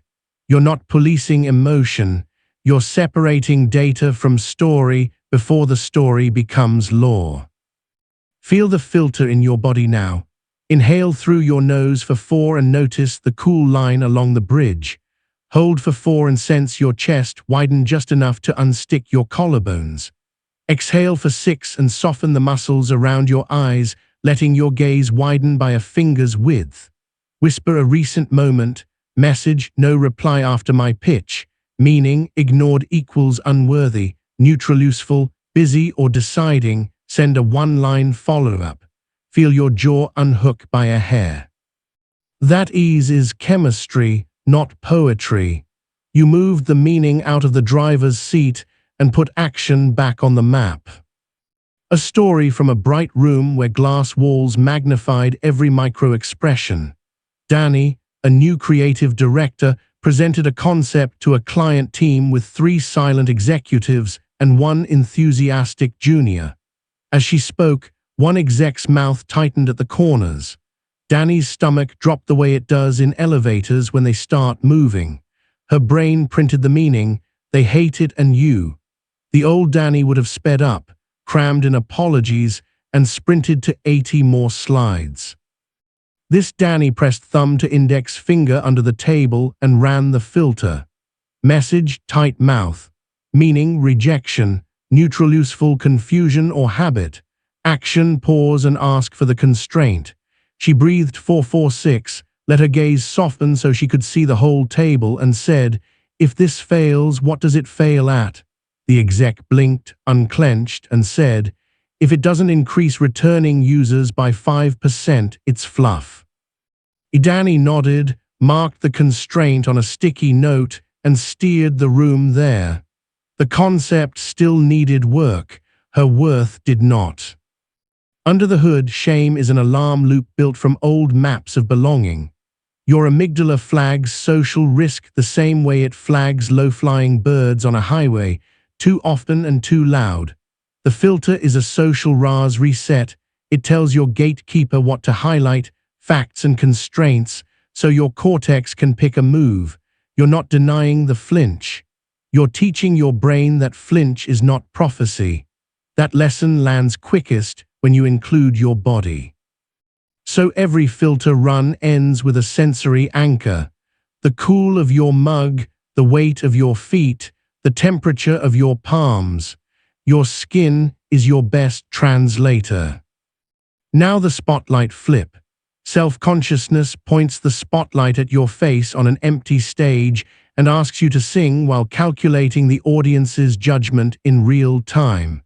The flip rotates the beam onto service, the task, the person you're helping, the outcome you can improve in the next 2 minutes. You do it with a 2-sentence prompt called Label, Laid. First, you label your pull toward the mirror. I'm noticing the urge to perform.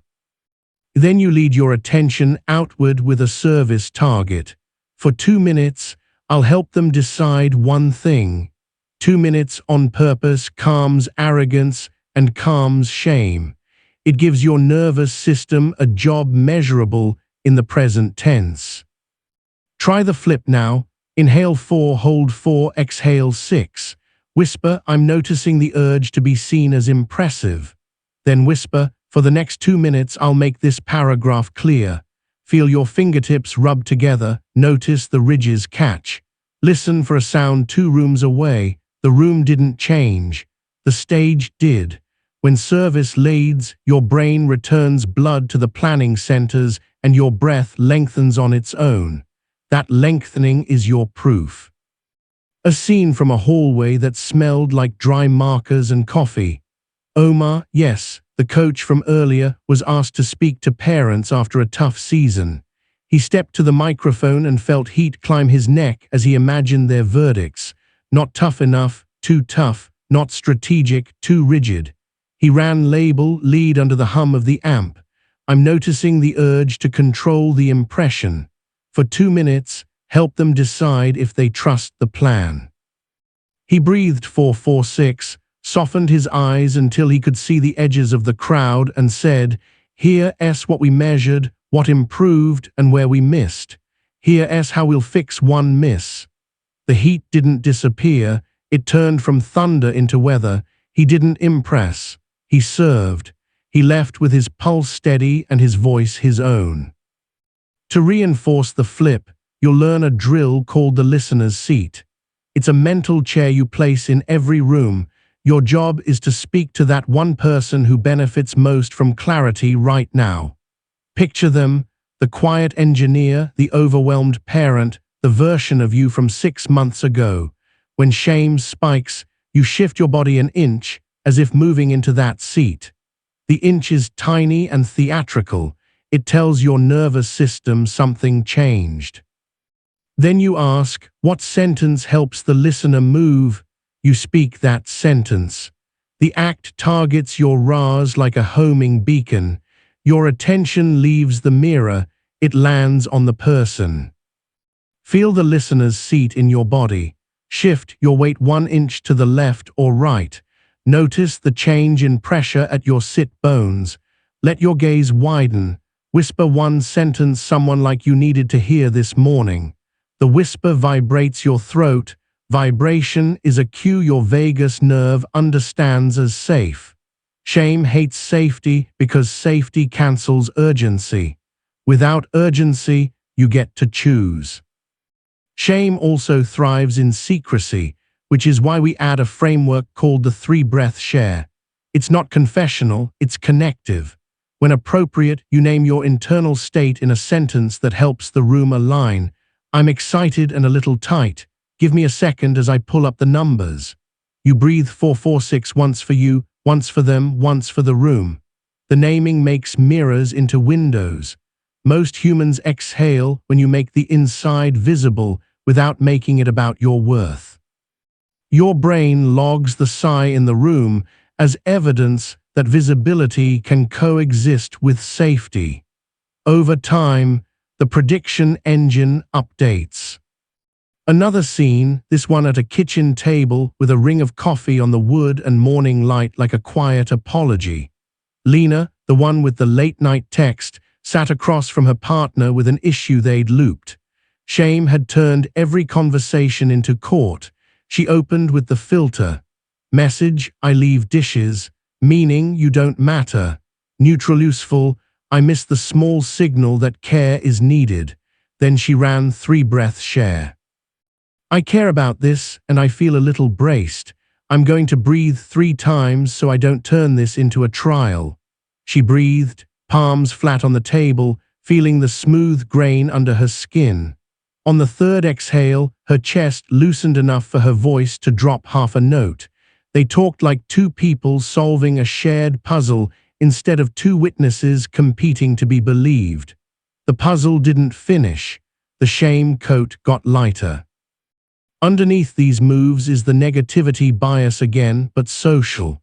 Your brain weights potential rejection heavier than potential acceptance. You won't delete that. You'll train breadth around it. Breadth in breath, breadth in gaze, breadth in interpretation. The filter and the flip are breadth machines. Each run adds a centimeter to the room around your reaction. A few centimeters is the difference between grabbing the hot pan and grabbing the handle. Check your body now.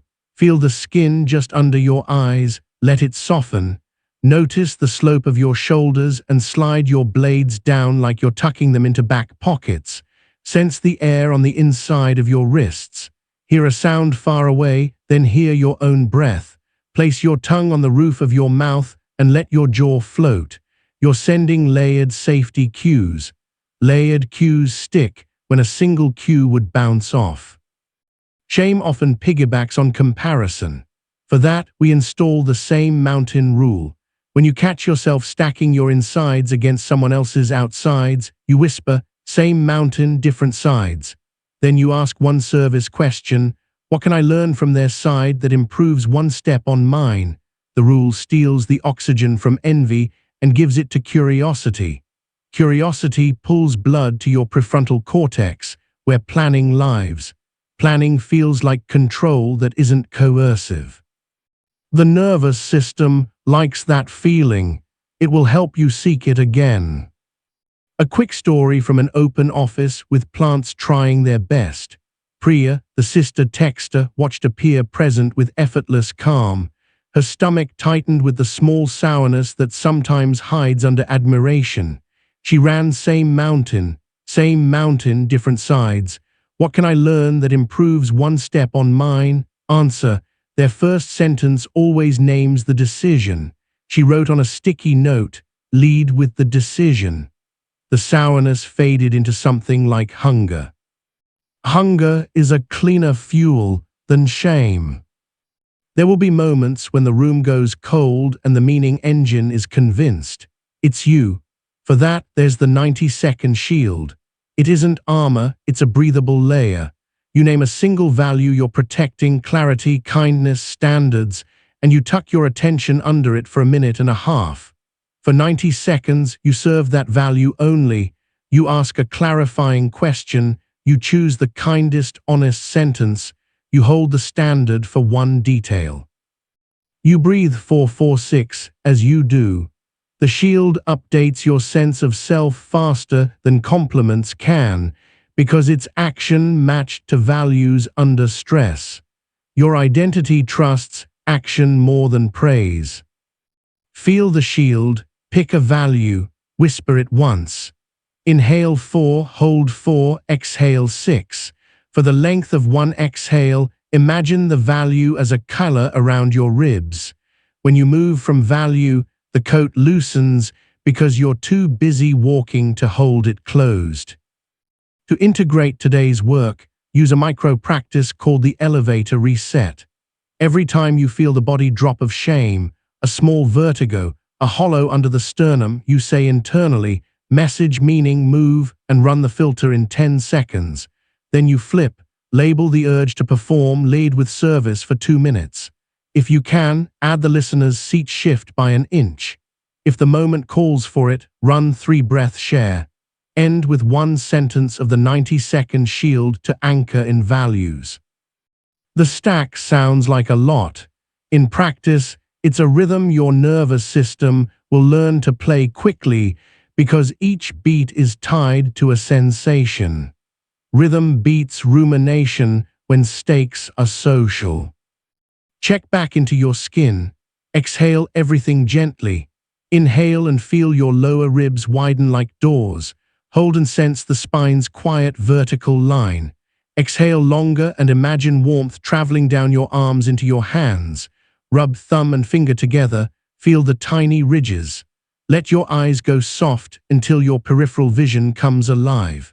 With that wide gaze, whisper an identity line you're willing to grow into. I am someone who turns meaning into movement. Say it quietly enough that it feels like you're telling the truth to a friend. Then take the smallest wise action in reach.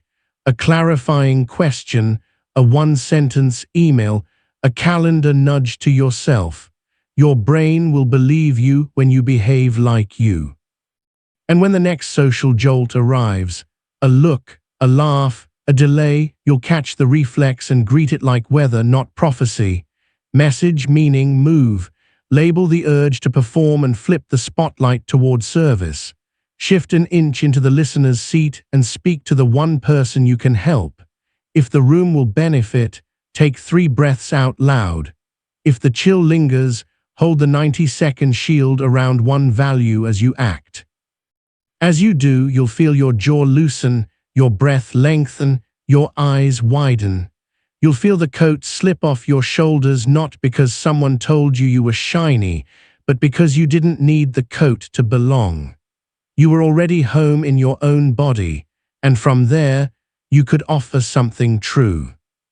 Momentum is a trust contract between you and your brain. When you keep it, effort feels lighter. When you break it, your nervous system gets skittish and overprotective. Today you'll install 2 frameworks that rebuild self-trust without theatrics: the Tiny Promise Protocol and the Evidence Ledger. The Tiny Promise sets agreements so small they're almost funny and delivers them with ceremony. The Ledger captures proof in a format your prediction engine can't argue with. Together they create an upward spiral. Promises you actually keep generate chemistry your body remembers, which makes the next promise easier to keep. This isn't motivational frosting. It's the scaffolding that lets your identity stand up straight under weather. Start with the Tiny Promise Protocol. It has 4 parts you can run in 60 seconds. First, the promise must be hilariously small and time-bound. Stretch for 30 seconds, write 1 ugly sentence, sip half a glass of water, send 1 honest text. Second, you attach a sensory seal so the body knows it happened. The cold rim of the glass against your lip, the feel of your forearms on the desk, the sound of a pen scratching, the temperature of the hallway air on your cheeks. Third, you count down out loud from 3 with a soft voice. The countdown is a bridge that carries you from intention to motion. Fourth, you add a closing phrase that marks completion, promise kept. Your brain craves finished edges. When it hears completion, it files the memory differently, less as trivia, more as evidence. Test it now. Pick a micro-promise you can complete where you are. Maybe it's opening a note and writing the sentence, "Here, what matters next." Maybe it's standing and rolling your shoulders 5 slow times. Inhale for 4 and feel cool air along your nasal bridge. Hold for 4, sense your ribs widen like a book opening. Exhale for 6 and relax your jaw so your molars part by a millimeter. Whisper, 3, 2, 1. Do the promise. Seal it with sensation. Feel the keys under your fingertips, the stretch across your upper back, the faint click when you swallow. Then say quietly, "Promise kept." Notice the tiniest warmth in your chest or the way your breath lengthens half a beat. That's chemistry acknowledging delivery. A story from a kitchen where morning light made everything look honest. Keisha was a grad student working full-time, the kind of schedule that turned discipline into a word she avoided. Every plan she made felt like an accusation. She started with promises so small her inner critic laughed. If coffee mug in hand, then one sentence on the project log. 3, 2, 1. She wrote the sentence and touched the mug's warm handle with her thumb, the sensory seal, promise kept. Her brain rolled its eyes, she kept going. By Wednesday, the log showed 7 sentences. Saturday, she upped a promise to 2 minutes of revision with the signal-to-noise filter, signal equals first paragraph. She finished and whispered her closing phrase. Sunday night, she noticed something new. When she sat, dread didn't flood her chest first. The body, remembering delivery, relaxed a fraction earlier. The fraction was the difference between starting and stalling. Underneath this is prediction physiology. Your brain forecasts threat or ease based on the last dozen experiences. Break enough promises, and it predicts danger near effort. It pushes you toward distraction to save you from the imagined injury of trying. Keep enough tiny promises and it updates. Effort usually ends with completion, not humiliation. The update shows up as a subtle shift, slower pulse, longer exhale, wider gaze. You can't convince your nervous system with speeches. You must show it. To multiply the effect, you'll build the evidence ledger. It's a 1-minute daily entry, 3 lines, written in concrete sensory language. Line 1, promise kept plus seal, where you name the action and the sensation that marked it. 1 sentence, felt the pen drag on paper. Line 2, state shift, a small physiological change, jaw loosened, warmth in hands. Line 3, next micro, the next promise for tomorrow or later today, email subject line only. The ledger teaches your reticular activating system to notice shifts and to expect a next step that's tiny and doable. Expectation is fuel. Open a mental page now. Whisper your last promise kept, even if it was from earlier parts. 2-minute beam, a 446, a boundary sentence. Pair it with the seal, cool glass, wood under palm, keys under skin. Name the state shift. Breath 1 beat longer, shoulders down an inch, eyes softer. Choose the next micro. Feel the vibration of your voice in your throat. That vibration is a physical receipt. If you can, press your thumb and index finger together, the body bookmark, to file the moment in your tissue. An anecdote from a crowded office at 5:53 p.m., bodies moving like schools of fish toward elevators. Theo, a product lead, felt end-of-day sludge in his chest every evening. He'd open his laptop at home and stare. He started a ledger on a sticky note stuck to the inside of his laptop. P, one-line ticket, seal, elbows heavy on desk. S, breath longer. N, draft one question to user. He did it 4 nights in a row. The 5th night, sludge still arrived. He ran the Emotional Alchemy Ladder for 90 seconds, then kept one tiny promise, typed the question. The sludge didn't vanish, it thinned. By week 3, his body anticipated, promise kept, at 6:10 p.m. and produced the chemistry early. That's how identity changes under the hood. You become the person whose system expects you to come through. We add a second framework that braids with the ledger, the future you handshake. It's 2 sentences you speak before you begin and 1 you speak at the end. Before, future me, I will leave you a handle. After, future me, the handle is concrete thing. The handle is a highlighted line, a note in the margin, a timer set, a file named start here, a sticky with the next micro written in 6 words. Handles make tomorrow feel lighter. Lighter invites starting. A brain that expects handles doesn't flood you with avoidance chemistry when you sit down. It remembers that you are on its side. Try it, inhale, feel the cool thread up your nose. Hold, sense your chest widen and your collarbones unstick. Exhale long. Whisper, future me, I will leave you a handle. Choose one, star the next line, write next, ask constraint. Lay the shoes by the door, fill the water glass and set it on your desk. After you do it, say, future me, the handle is say it. Notice the specific relief, a softening behind the eyes, a drop of heat out of your neck. Relief is evidence that tomorrow just got safer. Another scene from a quiet living room where the lamp casts a warm circle on a rug. Amir was rebuilding after burnout. He didn't trust his own starts and stops. He set the tiny promise, 3 minutes of guitar, even if it's just 1 chord. He sealed it by noticing the metal string bite into his fingertips, a sharp clarity he could name. Promise kept. Ledger line, P, 3-min chord, seal, sting on fingertips. S, chest softer. N, tune, E string tomorrow. Future you handshake, handle, tuner on table. The next night, he saw the tuner and felt his chest warm before he touched the guitar.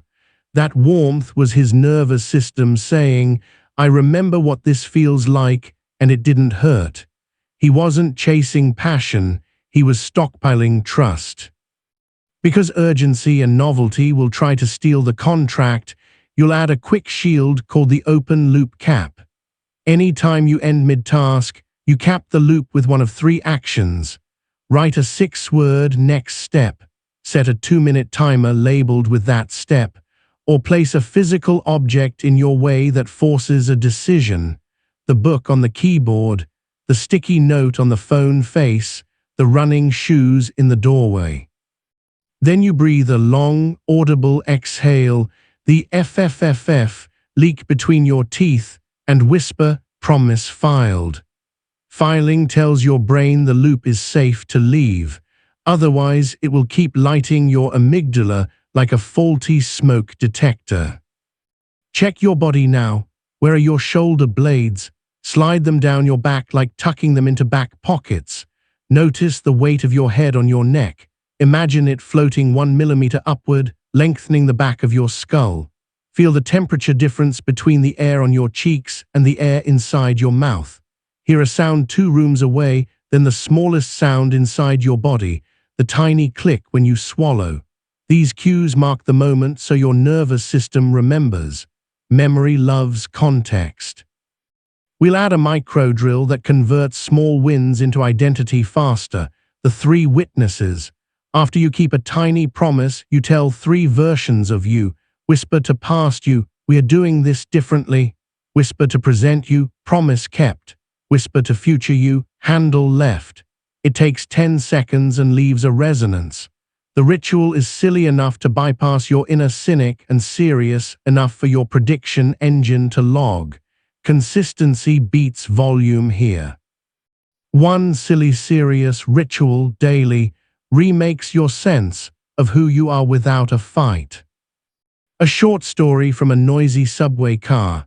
Maya, the boardroom negotiator from part 1, kept missing her morning movement because the commute swallowed her.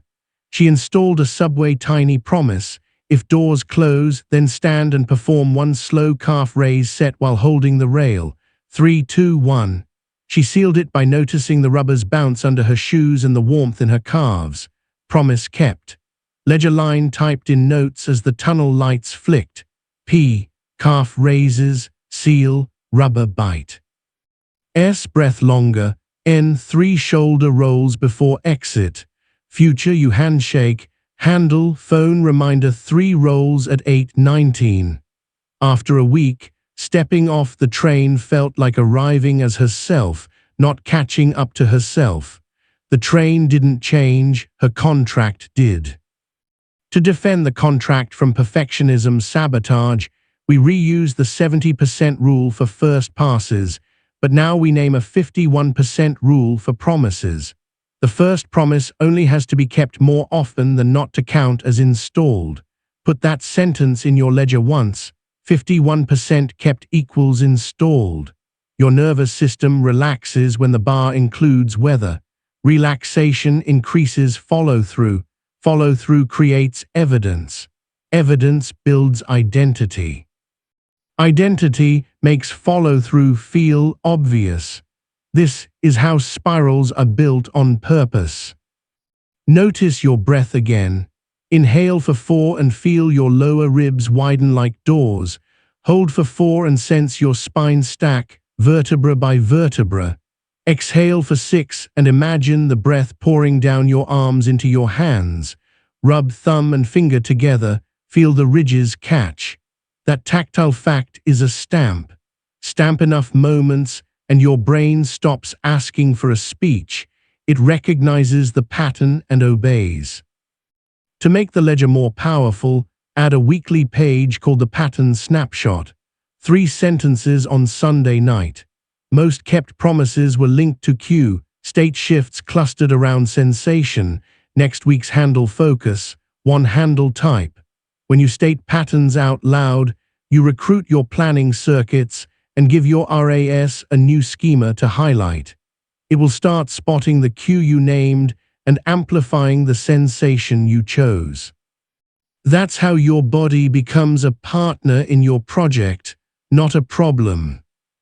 One more practice, small and worth gold, the celebration without fireworks.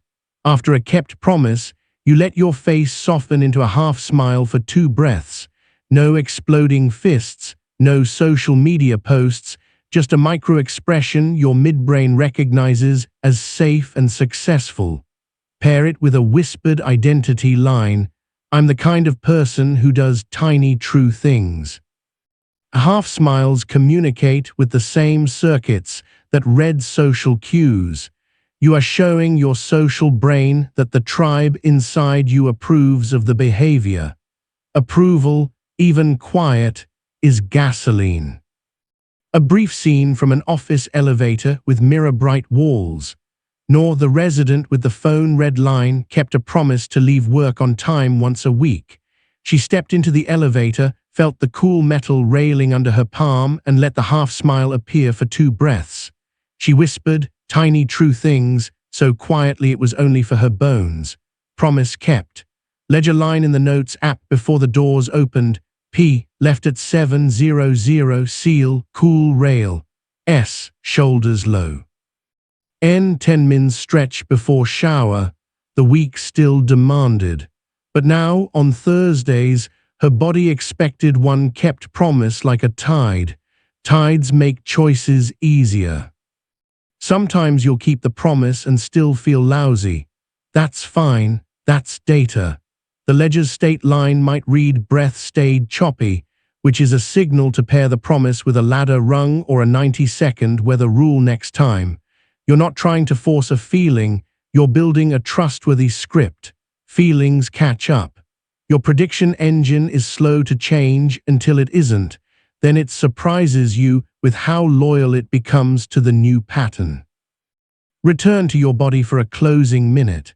Exhale everything gently. Inhale through your nose and feel coolness at the bridge. Hold and sense the gentle stretch across your upper back. Exhale longer and picture the breath traveling down into your feet and out through your soles as warmth. Press each toe inside your shoe one at a time like playing a slow chord. Hear the faintest mechanical hum in the room. Feel the fabric at your wrists.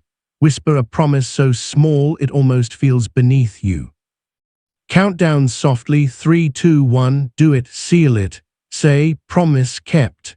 Leave a handle. Log one ledger line in your mind. Notice the half smile arrive, not because you forced it, but because your body recognizes completion. Here's the identity turn, quiet and durable. You are not a person who needs massive willpower to change. You are a person whose tiny promises change your chemistry.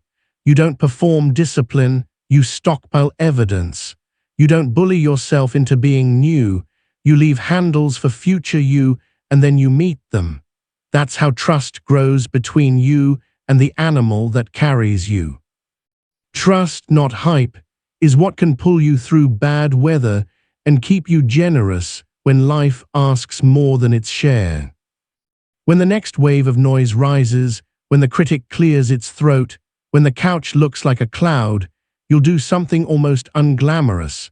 You'll pick one promise, count down softly, feel one sensation to seal it, whisper promise kept, and record one line of evidence.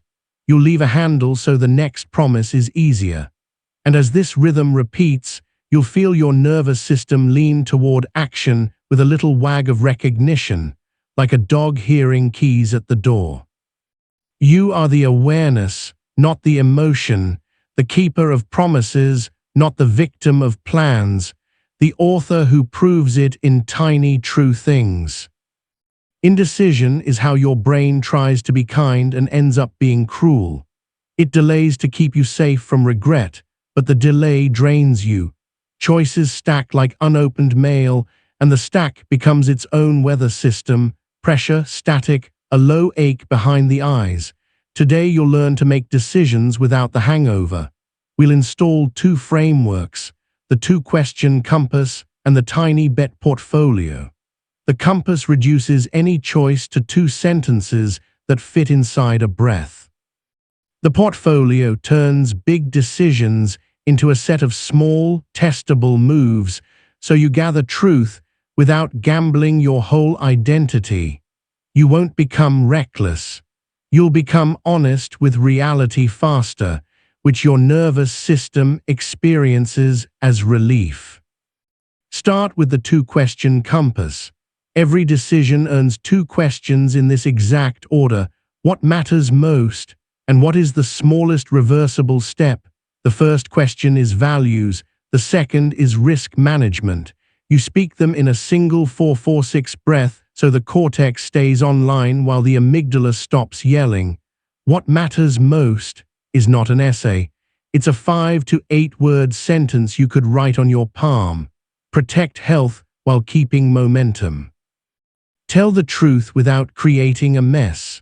Learn fast with minimal downside. When your mind tries to add 10 clauses, you return to the breath and trim. Then you ask for the smallest reversible step, what you can do in the next 24 hours that moves toward the value and is cheap to undo. Email 1 question, sketch 1 draft, request 1 data point, shadow for 30 minutes. Reversible steps placate the part of you that fears finality. They also create evidence your prediction engine can't ignore. Try the compass now. Inhale for 4 and feel cool air touch the inner bridge of your nose. Hold for 4 and sense your ribs widen like a quiet yawn. Exhale for 6 and whisper, what matters most? Let a 5-word line arrive, simple as a sign on a door. Inhale again, hold, and on the long exhale ask, what is the smallest reversible step? Picture your hand performing it. Feel the slight pressure of your fingertips on a keyboard or the weight of a pen. Notice your jaw release by a millimeter. That softness is your biology saying, this is safer than the fog. A story from a desk lit by a lamp that made a perfect circle on wood. Eli had 2 job offers. One paid more and came with a title that would impress Thanksgiving. The other offered better mentoring and a pace that looked humane from the outside. Eli's brain spun like a ceiling fan on high, whipping air without moving it. He ran the compass. What matters most? Sustainable growth and craft. Smallest reversible step. Schedule a 30-minute shadow with each team. He breathed 446 and sent 2 emails. During the shadows, he ran a sensory scan, air temperature near his wrists, how his shoulders sat, whether his breath shortened. In one room, his jaw crept toward his ears in the first 5 minutes. In the other, his breath lengthened when a senior dev said, "Take the shot and miss, I'll cover." Eli didn't need a spreadsheet. He needed data his body trusted. He accepted the second offer and wrote 1 line in his evidence ledger that night. P. Ask shadow, seal, cool desk edge, S. Chest warm, N. Send thank you. He didn't chase certainty. He built enough clarity to move. Underneath the compass is the fact that uncertainty is not danger, but your nervous system mistakes it for danger when choices feel like identity verdicts. The breath pattern, the simple value line, the reversible step, they reframe the choice as a series of experiments rather than a leap over a canyon. Your reticular activating system loves concrete handles. Reversible is a handle. It tells the midbrain we can move without being trapped. Trapped is what the animal fears. Movement is what returns blood to your prefrontal cortex, so you can think like yourself. Now the tiny bet portfolio. Big outcomes come from many small bets placed where learning is fastest and loss is light. A tiny bet is 3 things, specific, time-boxed, and designed to teach you 1 useful fact. Send an interest check email to 5 people by 5 p.m. teaches you if anyone bites. Offer a no-stakes demo to 1 customer teaches you where they flinch. Walk the route to the new gym at lunch teaches you if friction is location, not motivation. You place 3 to 5 tiny bets over a week, each mapped to your 2-question compass value. You log what you learn in 1 sentence. You then either double down, pivot, or retire the bet. This is how you build a life out of data instead of daydreams or dread. Feel the portfolio in your hands for a moment. Rub your thumb and index finger and notice the ridges catch. Inhale for 4, hold for 4, exhale for 6. Whisper 1 domain, work, relationship, health, then name 1 fact you need. Let your mind pick a bet that learns that fact by tomorrow. Picture the body sensation that will seal the bet, a click of a send button, the warmth of shoes on pavement, the cool of a doorknob as you walk into the gym. Your brain logs the film reel. Intention, action, sensation, completion. That reel is trust. An anecdote from a kitchen at 9:14 p.m., the smell of sautéed garlic faint in the air. Hannah and Lewis were deciding whether to move in together. The conversation kept sliding into past grievances and catastrophe futures. They built a portfolio. Value line, respect, love, and logistics. Tiny bet 1, keep a shared Google Doc of chores for 1 week. Measure feelings after. Tiny bet 2, spend 3 nights in a row at 1 apartment with a hard stop at 8 a.m. workdays, track mornings. Tiny bet 3, have a 20-minute money talk with a single question. What monthly number protects both of us? They ran the bets with 446 breaths at the start and end, sealing each with a sensation, pen on paper, the weight of keys, the cool edge of the table under palms. The week ended. The doc reduced fights. Mornings were smoother than either predicted. The money talk tightened their throats, then loosened their shoulders. They didn't move in to fix anything. They moved in to continue a series of good experiments. That's how adult decisions feel when your nervous system trusts you. Check your body, notice the shape of your mouth, let your lower jaw hang for a heartbeat and then rest with teeth not quite touching.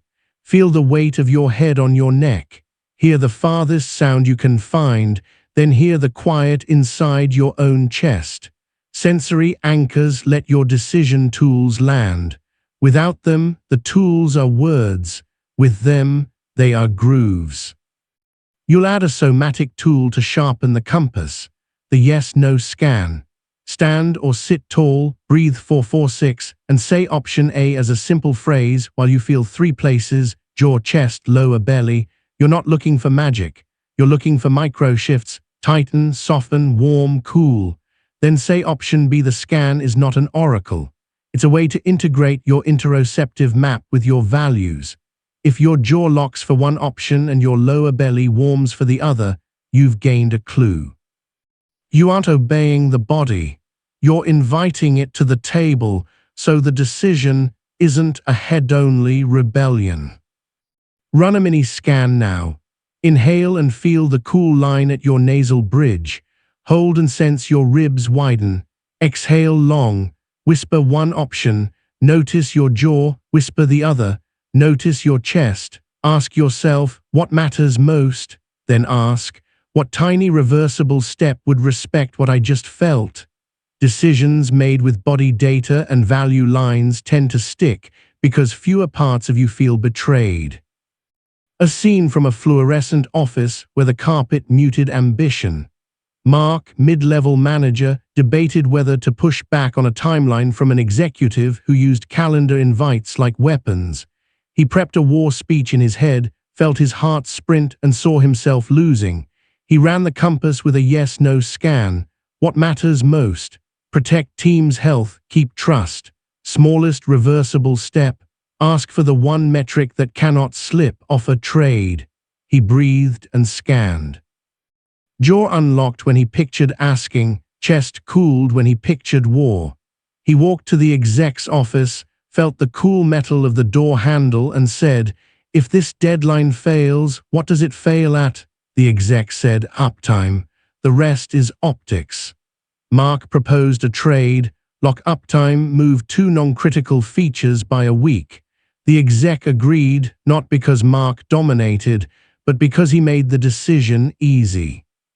Mark's body learned that values plus a reversible ask beats a martyr's speech 7 days out of 7. Indecision often hides behind research. You think more data will save you from regret. Data is good. There is also a moment when you're no longer learning, you're hiding. Use the 70-30 gate. When you estimate you have 70% of the information you'd ideally want, you place a tiny bet within 24 hours. If the bet returns a surprise, you adjust. If not, you ship. The gate prevents the perfectionism loop from turning curiosity into paralysis. It's not a rule for flying airplanes. It's a rule for human-scale choices that were stalled by fear of feeling. To keep regret from poisoning your movement, install the clean regret ritual. If a choice underperforms, you run 3 sentences and 1 breath. I chose with the best map I had. Here is what the bet taught me. Here is the next reversible step. Breathe 4-4-6 while you press your thumb to your index finger. The ritual turns regret into tuition. Tuition is forward pointing. Shame is backward sticky. Your nervous system releases the scene when it knows you've harvested the lesson and are already moving. Check your skin again. Feel the fabric at your wrists. Sense the pressure under your sit bones. Let your eyes soften until your peripheral vision widens like pulling back a camera.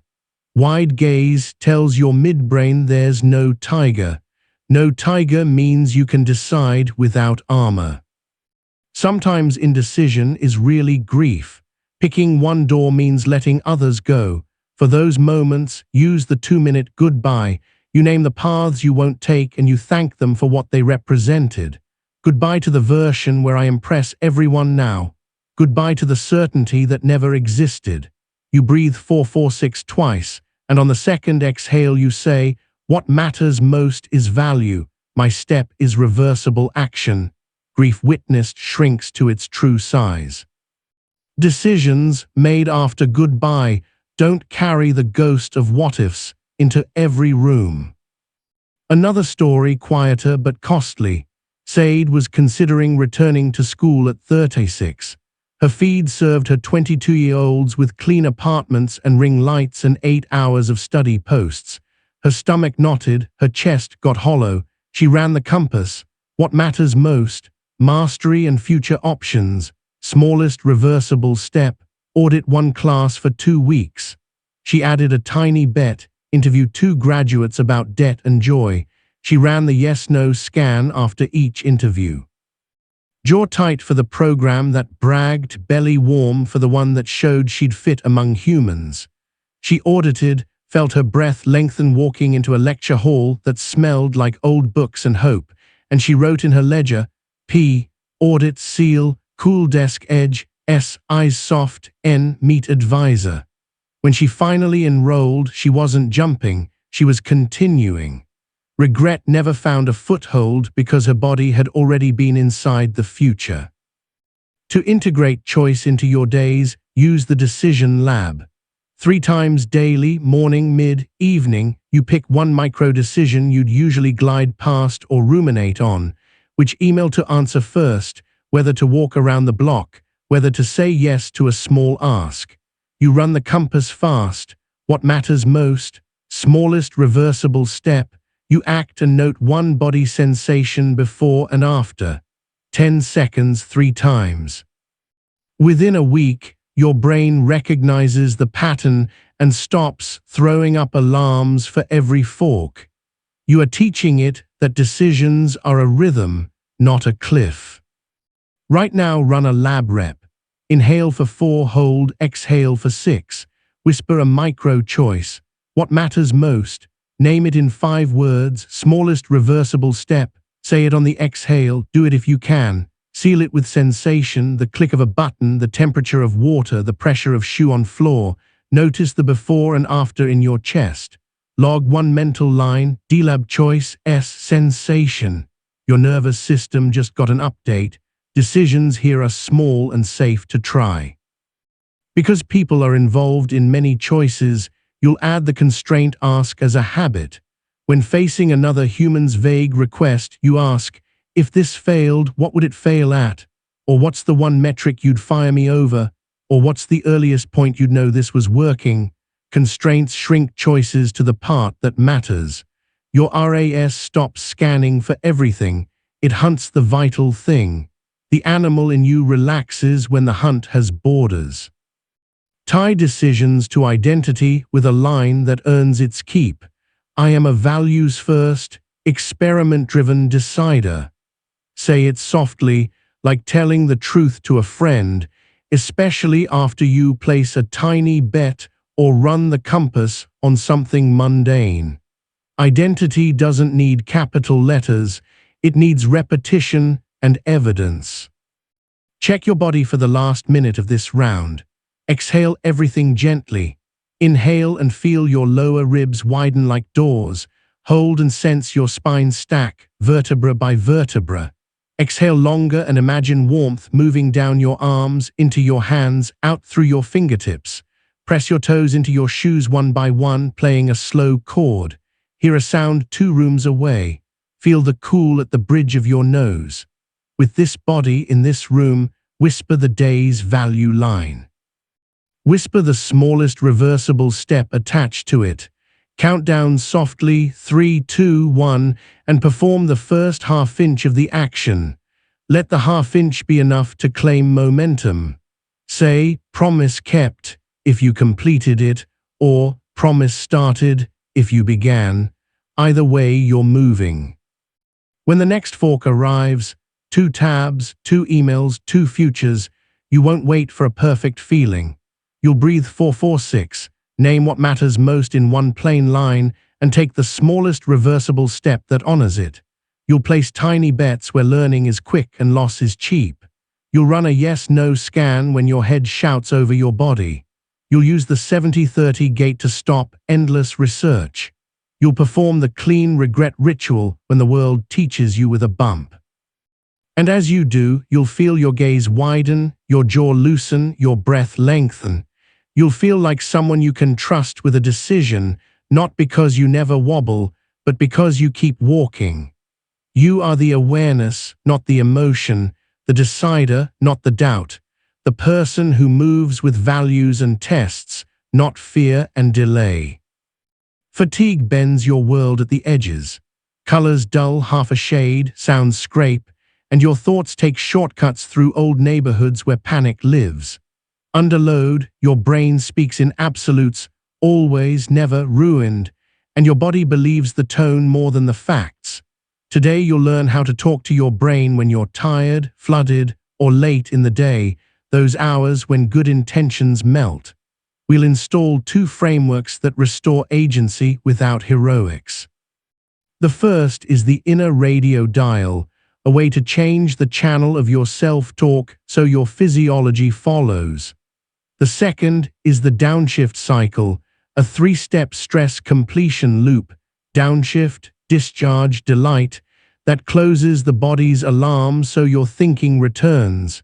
You won't pretend you're fine, you'll steer the system you have. Start with the inner radio dial. Imagine your mind's audio as a panel of stations. Catastrophe FM is loud by default. Doubt Talk Radio has callers who sound like you. There's also Service Channel, Coach Channel, and Wise Friend, quieter stations that get drowned when the volume is high. The dial has 4 moves. Notice the current station by quoting a line it's playing. Name the station out loud in a level voice. Nudge the dial 1 click toward a chosen channel with a short cue phrase. Nest the new line in your body by pairing it with a breath and a sensation. You are not hunting perfection, you're moving from screech to signal. Feel the dial now. Quote 1 line you've heard today softly. You're already behind, you'll blow it. Name the station. Catastrophe FM is on. Nudge 1 click to Coach Channel with a cue. Same goal, Kinder method. Nest it with your body. Inhale for 4 and feel cool air along the nasal bridge. Hold for 4 and sense the ribs widen. Exhale for 6 and let your jaw drop a millimeter. Now speak the coached line in 10 words. 2-minute first step. Ask for the constraint. Notice the warmth that appears behind your sternum or the way the room sharpens by a degree. That is chemistry obeying tone. A story from a rainy commute where brake lights turned the road into a red river. Layla, a team lead, had slept 5 hours and was driving to a presentation that could greenlight a quarter's work. A truck splashed her windshield, her chest squeezed as if a hand reached through the wheel. The sentence arrived, always late, always scrambling. You don't deserve big rooms. She caught it. Catastrophe FM, she said into the car's quiet. She nudged the dial toward Wise Friend with a cue. Talk to the one person who loves you. She breathed 446 and touched the cool seam of the steering wheel with her thumb, the nest. Then she spoke the line she'd want for someone she loved. Breathe, laid with the decision, ask for 1 metric. The squeeze loosened. The rain didn't stop. Her station did. Later in the room, when a question hooked at an angle, she heard the old channel trying to bleed in. She nudged and nested again, eyes soft, breath long, voice hers. Under the hood, your midbrain treats internal language like environmental noise. Harsh voice equals threat, planning goes offline. A steady, directional voice lowers sympathetic arousal and returns blood to your prefrontal cortex. The dial works because it's not a debate with content, it's a choice about frequency and volume. Pairing the chosen line with a sensation, the steering wheel's seam, the cup's rim, the pressure of your feet, teaches your reticular activating system to tag that line as relevant. Relevance changes what you notice next. What you notice next changes the move you make. Now the downshift cycle. Stress has a physiology. It spikes, it primes muscle, it tightens breath. If you don't complete the cycle, the chemistry lingers like hum in the walls. The cycle is 3 verbs: downshift, discharge, delight. Downshift is a specific breath or posture that tells the animal, not the philosopher, that you are not currently being chased. Discharge is a short physical action that burns off the residue: 10 wall push-ups, 10 slow stairs, a brisk walk to the end of the block, a 20-second cold splash. Delight is a microdose of positive signal that isn't performative: 15 seconds of noticing a texture, a sip that you actually taste, a view that you let your eyes drink. The order matters. You downshift first so discharge doesn't look like panic. Then you add delight so your brain closes the alarm with a safe now stamp. Do a cycle now. Downshift with a double inhale through the nose, small sip, big sip, followed by a long sigh through the mouth. Do it twice. Feel the upper chest inflate, then the lower ribs, then the long, slow pour of air. Hear the faint ha. That's your physiology sigh, a reflex that drops code 2 and calms. Discharge with 10 calf raises while standing or 5 slow chair squats.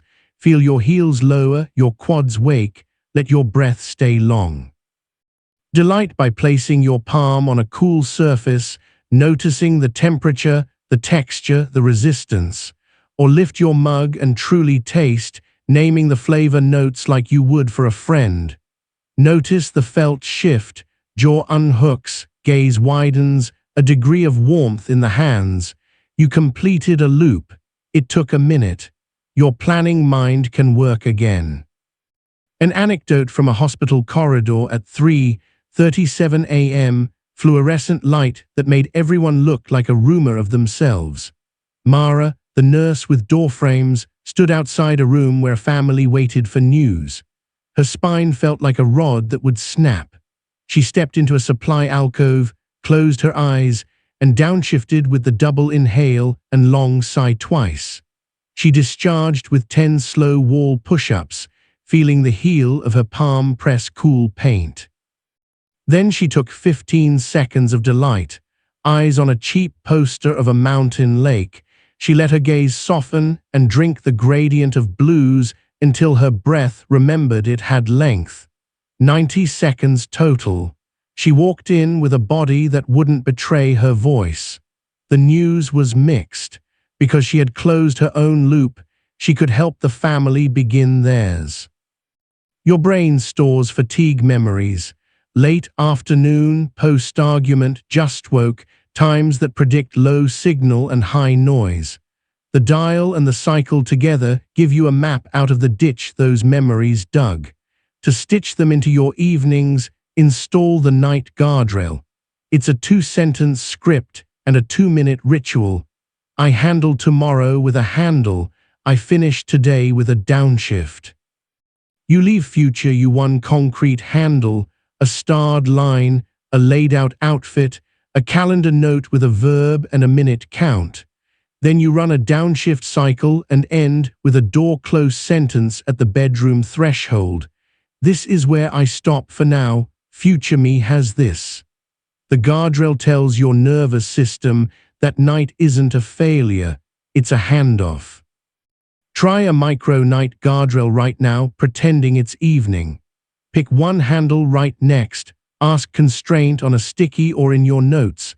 Touch the paper, feel the drag of pen. Run the double inhale sigh twice. Do 3 slow shoulder rolls, hear the soft creak. Let your eyes find one object and soften, drink its color. Whisper the door close sentence.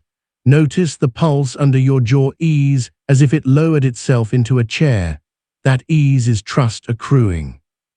Fatigue also unearths the shadow, parts of your day you'd rather not look at, which continue to call the shots from the basement. We'll use a practice called gratitude in shadow. It isn't saccharine, it's weaponized noticing. You find one hard thing and say, "Thank you for the lesson," then name the skill it asked of you. "Thank you, tense meeting, you asked for clarity under heat." The brain doesn't crave praise, it craves patterns. Gratitude in shadow recodes stress as training data instead of proof of doom. You do it in one breath, often during the delight step, so the association burns clean. Run 1, inhale for 4, feel the cool at the nasal bridge. Hold for 4, sense the ribs widen. Exhale for 6 and whisper, thank you hard thing, you asked for skill. Feel the words vibrate the bones of your face. That vibration is a physical anchor. The next time the same texture of stress appears, your RAS will fetch the skill faster because you logged it with gratitude, not contempt. A scene from a living room where a dog slept like a comma on a rug. Lewis, of the move-in decision, got an email that his proposal was promising but not aligned with current direction. His belly went cold. The old station clicked on, you're almost but not quite. He caught it. Doubt talk radio, he said softly. He nudged to service channel, learn fast with minimal downside. He downshifted with a double inhale and sigh, discharged with a walk to the end of the block and back, and took delight by running his palm over the dog's warm ribcage, noting the rise and fall. Then he spoke gratitude in shadow. Thank you no for now, you asked for iteration. He wrote one tiny bet, ask for the failing criterion. The night felt less like an indictment and more like weather. He slept. You'll strengthen these tools with a micro drill that fits into the ugliest minutes. The 90-second weather room. It's the ladder's cousin, optimized for end-of-day swirl. You step mentally into a small room with a window. You set a timer for 90 seconds. For the first 30, you stand at the window and name weather, tight throat, buzzing fingers, heavy eyes. For the second 30, you run the inner radio dial one click, quote, name, nudge, nest. For the last 30, you run a compressed downshift cycle, 1 double inhale sigh, 5 wall push-ups, 15 seconds of visual delight. When the timer ends, you leave the room on purpose.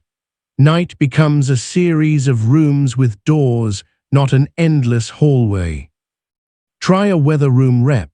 Notice the chair under you, feel the contact at your sit bones. Whisper 3 weather sensations. Quote a line, name the station. Nudge with same goal, kinder method. Nest with breath and a fingertip on a cool surface. Double sigh once. Do 3 slow calf raises if you can. Fix your eyes on a color and drink it. Step out by shifting your hips half an inch in your actual chair. That shift teaches your body that transitions are choices, not accidents. Fatigue makes absolute stickier.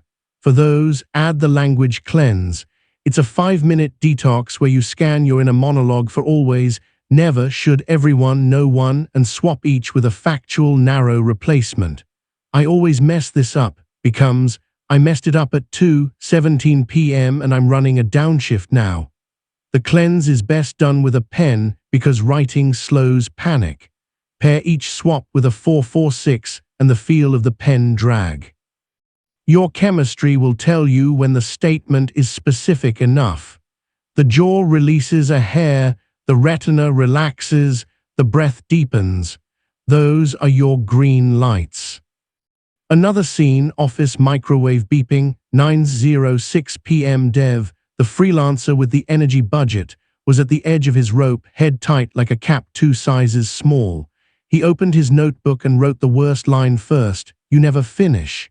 He circled never and wrote, tonight I stopped at 8:50, last Thursday I shipped at 6:10. He ran a double inhale sigh and felt his shoulders drop.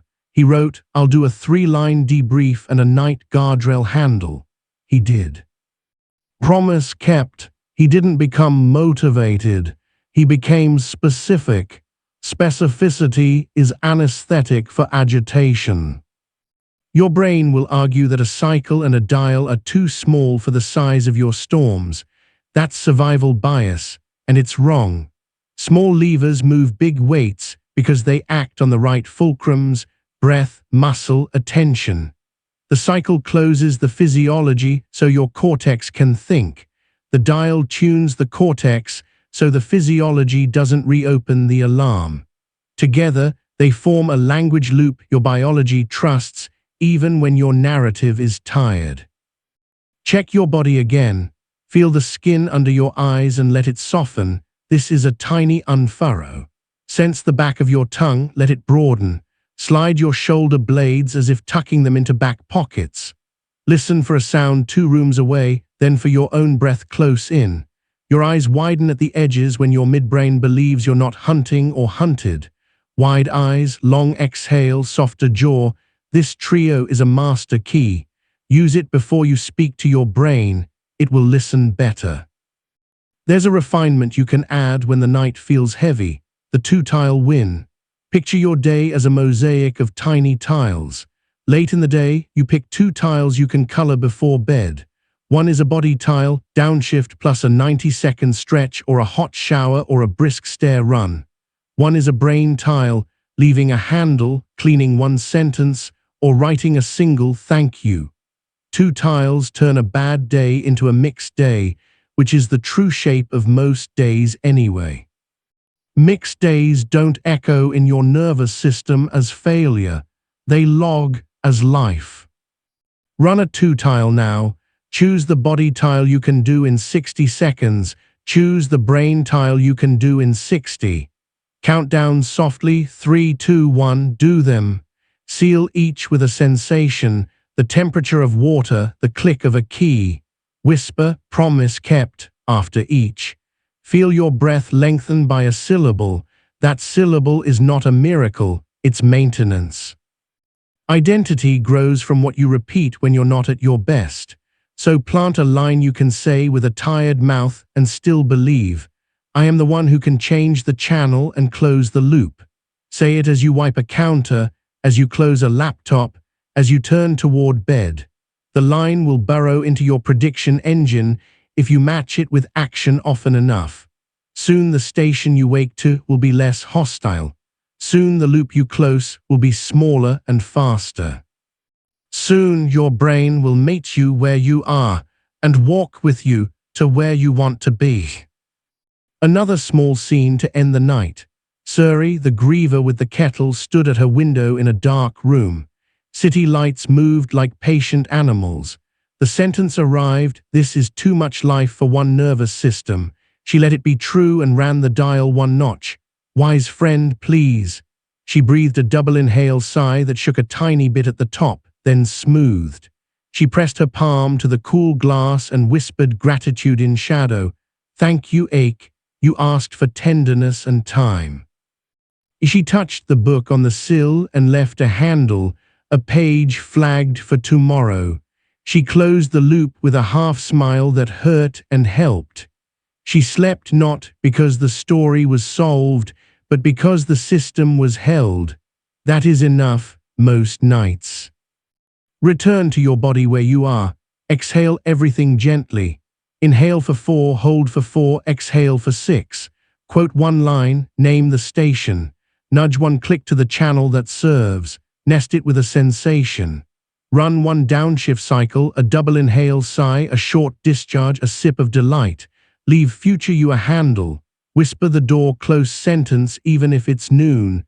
This is where I stop for now. Future me has this, to mark the end of this practice moment. Feel the way your chest opens by a centimeter. That centimeter is room to live. When fatigue bends the world and your mind tries to be cruel to keep you safe, you'll know what to do. You'll turn the dial, not the volume. You'll downshift, discharge, delight. You'll run the weather room and the night guardrail. You'll cleanse your language and thank your shadows for the skills they demand. You'll feel your jaw soften, your breath lengthen, your eyes widen, and in that wider view you'll hear the quiet sentence that has always been true. You are the awareness, not the emotion, the driver, not the static, the one who closes loops and chooses stations even under heavy skies. Purpose isn't a billboard you stare at. It's the way your feet land when you're walking somewhere that matters. When you ask your brain for meaning, it offers you grand speeches.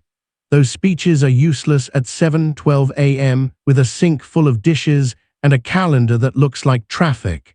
Today you'll teach your brain a smaller, more faithful language for meaning, one you can speak while tying your shoes. We'll install two frameworks, North Star compression and signature moves.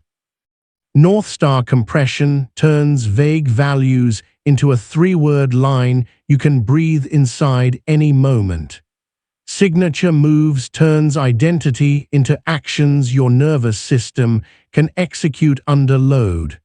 Together, they make purpose practical, not a slogan, a sequence. Begin with North Star compression. Your values already exist, they're just noisy. Compression asks you to distill them into 3 words, each a verb-noun pair that fit on your tongue in one breath. The recipe is simple. Choose a verb that you can perform now, pair it with a noun that points to who matters, and reject any word that needs a paragraph to explain. Examples: protect health, serve craft, lift people. Tell truth, make progress, keep kindness. Learn boldly, love precisely, leave handles. When you compress values into speakable units, you hand your reticular activating system a stable target. The RAS begins highlighting moments where the verbs apply. Purpose stops being a poster and becomes a filter. Feel it, inhale for 4 and notice the cool line along your nasal bridge. Hold for 4 and feel your ribs widen like a quiet door. Exhale for 6 and whisper 3 verb-noun pairs that don't require heroics. Let them be plain enough to survive a bad mood. Speak them again on the next exhale and feel the vibration in your throat.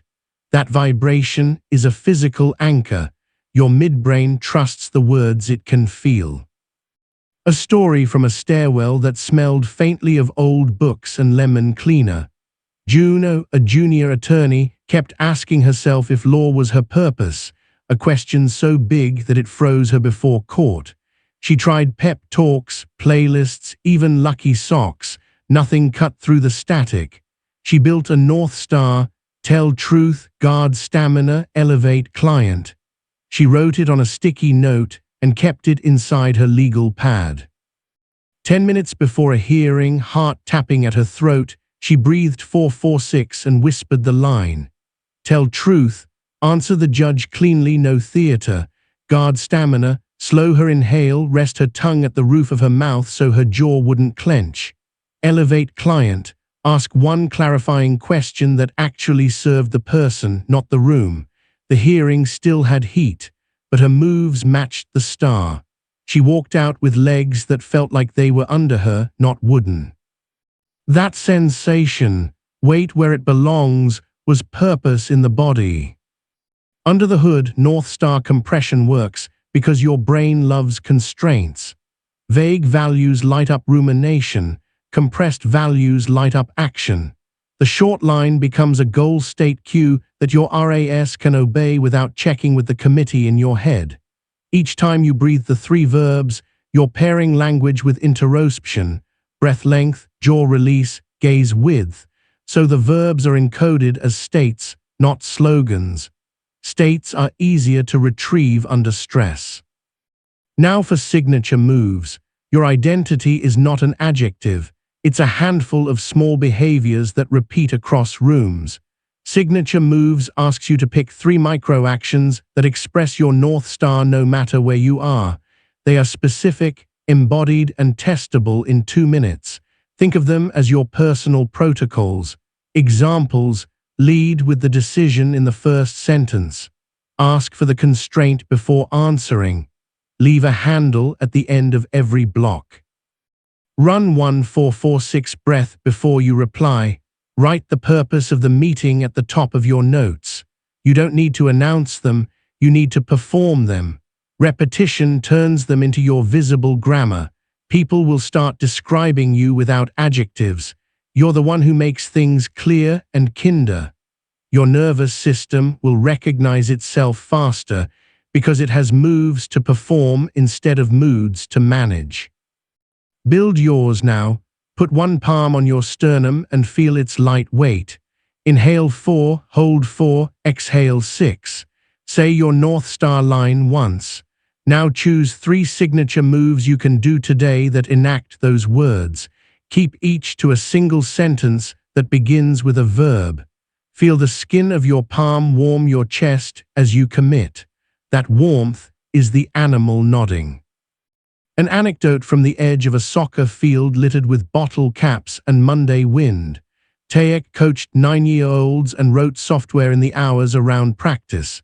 He wanted to be a calm leader, a phrase that evaporated when a ref missed a foul. He installed signature moves 1446 before speaking to a ref. Ask the kid one question before giving a cue. DM my team one clear next step at day's end. The ref missed a call. Heat shot up Tayek's neck. He pressed thumb to index finger, his bookmark, and ran the breath. Then he asked the player, "What did you see?" The boy said, "I was scared to shoot." Tayek said one cue, "Next time choose a corner." That night he DM'd a single sentence, "Tomorrow's signal is first touch drills." Calm leader wasn't a mood. It was 3 moves done often enough that his system didn't have to remake him from scratch every time. Signature moves also defend you from drift. Drift is when your day gets hijacked by other people's stars. When you find yourself halfway through someone else's agenda with a tight chest and a dry mouth, run the drift check. Which move belongs here? Then perform it, even if the room doesn't ask for it. The move puts you back in your own skin before you negotiate anything else. Check your body. Notice the weight of your feet inside your shoes. Press each toe once against your shoe like a slow chord. Feel the curve where your lower ribs meet your spine. Imagine breath moving there like warm light. Soften your gaze so the edges of the room come back. Whisper your 3 words again. The combination feet, ribs, gaze, words is a docking sequence. Dock often and drift loses its teeth. To stitch North Star and signature moves into your day, use the 2-minute bridge. At 3 transition points, morning start, midday pivot, evening close, you run a tiny ritual. Speak your 3 words on an exhale, name which signature move will lead the next block, and close with 1446. Morning might be protect health, serve craft, lift people, lead with the decision. Midday might be tell truth, make progress, keep kindness, ask for the constraint. Evening might be learn boldly, love precisely, leave handles, leave a handle. The bridge costs 120 seconds. It pays you back in a body that knows what it's for. A quieter story from a kitchen where the light at 6:41 a.m. made the countertop look like honesty.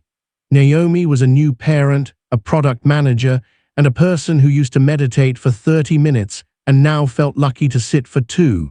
She felt diluted. She wrote 3 words on the inside of her wrist in fine pen: keep kindness, build clarity, keep promises. Her signature moves: write the meeting's purpose at the top. Run 1 question, ask before advice. Promise kept 1 small thing before 8 a.m. She stood barefoot, felt cool tile under her heels and whispered her words. She filled a bottle, wrote 1 purpose line and wiped the counter with a slow, deliberate arc. Promise kept. Later that day, when conflict arrived in a meeting like a gust through a door, she pressed thumb to index finger, felt the pad give and asked, "If this fails, what does it fail at?" Clarity returned. She was still tired. She was on purpose. Underneath signature moves is a property of neuroplasticity called specificity of training. Brains change in the direction of practiced behavior. You can't wire be courageous. You can wire ask for the constraint under heat. You can't wire be authentic. You can wire tell 1 true sentence without hedging. The more your move is connected to a sensation, pressure, temperature, stretch, the deeper the groove. Pair laid with the decision, with a pen touching the top of your page. Pair leave a handle, with the drag of a highlighter across a line. These sensory stamps make the moves easier to find when you're flooded. You'll meet moments when your star feels like it's against the current of the culture around you. For those, use the alignment audit. It's a fast, 3-sentence check you run once a week. Where did my 3 words appear in behavior? Where did I miss and why? What 2 tweaks will let the words appear next week? You answer like a scientist, not a judge. You pair the audit with a single breath and the feel of a cool surface under your palm. The coolness keeps your social brain from turning the check into a trial. Another scene, fluorescent hallway, 8:02 p.m., the day long and frayed. Devin, in sales, prided himself on hustle, which had slowly become code for ignore body. He wanted a different badge. North Star, protect health, tell truth, finish strong. Signature moves, water before caffeine after lunch. Say 1 clear number before benefits. Door close sentence at day's end. His team rolled eyes. He drank water anyway, spoke numbers first, and stood in the doorway at 7:18 p.m. with a hand on the jam. This is where I stop for now, future me has this. His sleep upgraded by 10% in his watch. He began hitting quota with less drama. Hustle didn't vanish, it changed shape. His nervous system stopped treating work as a chase and started treating it as craft. Craft is quieter, it also lasts. To connect your star to other humans, use service mapping. You map each of your 3 words to a person or group you serve. Self, team, customer, partner, future you. Protect health might map to self and future you. Take breaks, leave handles. Serve craft, maps to team and customer. Share knowledge, ask for constraints. Lift people, maps to partner and self. Gratitude in shadow at dinner, soften gaze in conflict. You speak 1 mapping sentence before a meeting. Today, keep kindness means slow my exhale and echo then edit. The mapping makes the room a place to practice, not a place that judges. Check your body again. Slide your shoulder blades down as if tucking them into back pockets. Notice the temperature difference between the backs of your hands and your palms. Let your lower jaw float so your teeth don't touch. Hear a sound 2 rooms away, then the whisper of your own breath. With the body quieted 1 degree, speak your star line. Feel how the words land differently when your biology is open. Signature moves are not eternal, they evolve. That's why you'll run a monthly swap. You keep 1 move that's working, upgrade 1 to the next difficulty, and retire 1 that no longer serves. The swap respects seasons. Your nervous system likes seasons, it hates forever. Forever feels like a trap. A move you retire isn't a failure, it's a muscle you built that now frees you to train the next.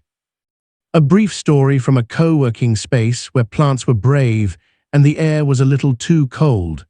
Aria, a designer, had used lead with the decision so often that it became muscle memory. She swapped it for ask for the reason beneath the request, because her clients kept arriving with, make it pop. She paired the move with the feel of the notebook edge against her forearm. The first week, her jaw tightened when she asked the reason. Old fear of being difficult flickered. She pressed thumb to finger, did 1446, and asked anyway. Projects sharpened.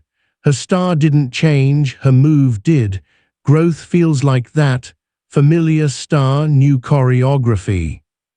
You'll encounter moments when your star and someone else's collide. Use the 2-star dialogue. You say your 3 words in a sentence and ask for theirs.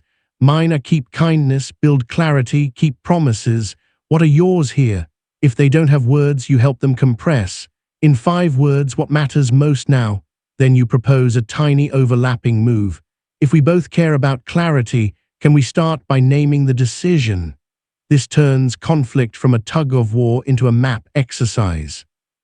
Maps calm animals think. To close your day on purpose, install the integrity receipt. It's a whispered line you speak at the threshold of rest. I enacted my star when I specific move. I missed when I specific miss. Tomorrow I'll specific tweak. You breathe 446 as you speak and feel your fingertips touch a cool surface. The sink, the doorframe, the nightstand. The receipt is not a grade, it's a loop closure. Your nervous system sleeps better when it believes that meaning is slipping through your fingers. Return to sensation. Exhale everything. Inhale and feel the lower ribs widen like doors. Hold and sense your spine stack, vertebra by vertebra. Exhale longer and imagine warmth traveling down your arms into your hands. Rub thumb and finger, feel the ridges catch. Let your eyes soften until your peripheral vision comes online. Whisper your 3 words. Choose one signature move you'll do in the next hour. Feel the small click inside when intention and action line up. That click is quiet joy. Identity lift happens when your behavior tells a consistent story across rooms. With North Star compression and signature moves, you are writing that story one sentence at a time. You are not trying to be impressive. You are trying to be legible to your own nervous system. Legibility is kindness. When your body recognizes your voice and your voice fits your moves, you feel like yourself sooner, in more places, with less static. That's what people call purpose when they finally stop turning it into theater. It's not the fireworks. It's the way your breath lengthens when you say your words and then do the thing you promised you'd do. One more small scene. Matteo, the studio owner from Part 3, stood in a bright room with his team, budget tight, future uncertain. He felt the old belt tighten around his ribs. He looked at the whiteboard, pressed thumb to finger and said, "Tell truth, serve craft, protect health." Then a move, here's the decision, we ship a smaller feature set Friday. Constraint, uptime, handle, Marco, star the spec we start with. The room exhaled. Not because everything was safe, but because someone steered with a star and moves. That's what leadership looks like from the inside. A nervous system that can find itself and act. Now it's you, say your 3 words again. Pick your moves. Run the 2-minute bridge at the next doorway. Map 1 word to a person you'll serve this hour. At day's end, speak an integrity receipt. Keep it human, keep it small. You will feel your jaw loosen, your breath lengthen, your gaze widen. You will recognize the line you've been circling all along. You are the awareness, not the emotion, the star, not the storm, the one who turns meaning into movement in rooms that matter.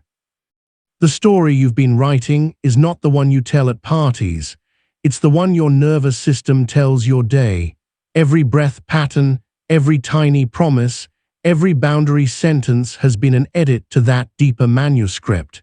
Today, we don't add a louder chapter. We bind the book so you can carry it. We'll install 2 final frameworks that keep you steady when the plot twists: the Identity Recode Loop and the Legacy in Motion Plan. The Recode Loop is your relapse-proof script, a way to translate any stumble into upgraded identity within minutes. The Legacy Plan is how you export your inner work to the people and places you love without preaching. You'll finish not by closing the door on old weather, but by becoming a person who can walk through weather and hang up their coat when the room is warm again. Begin with the Identity Recode Loop. It has 4 moves that fit in one breath cycle: recall, rehearse, reenact, record. Recall is a single sentence that states which version of you just acted. That was old script me, reactive, loud breath, narrow gaze. Rehearse is a 20-second mental replay of the same scene with your signature moves and North Star installed, laid with the decision: ask for the constraint, leave a handle. Reenact is a tiny corrective action you do now, not later, a text clarifying a boundary, a clean apology in 1 line, a follow-up with a constraint question. Record is a 10-word ledger line describing the state shift and the next micro. When you run the loop within 15 minutes of a wobble, the brain encodes the new identity over the old footage. You are not erasing, you are dubbing a better track. Feel the loop in your body. Inhale for 4 and notice the cool thread along your nasal bridge. Hold for 4 and sense your ribs widen like a door that never slams. Exhale for 6 and whisper, recall, I snapped at a teammate, jaw tight, tunnel vision. Inhale again, hold, and on the long exhale say, rehearse, coach tone 1446, ask for the constraint. Then reenact, type, I was short earlier. What's the one metric we can protect today? Press send.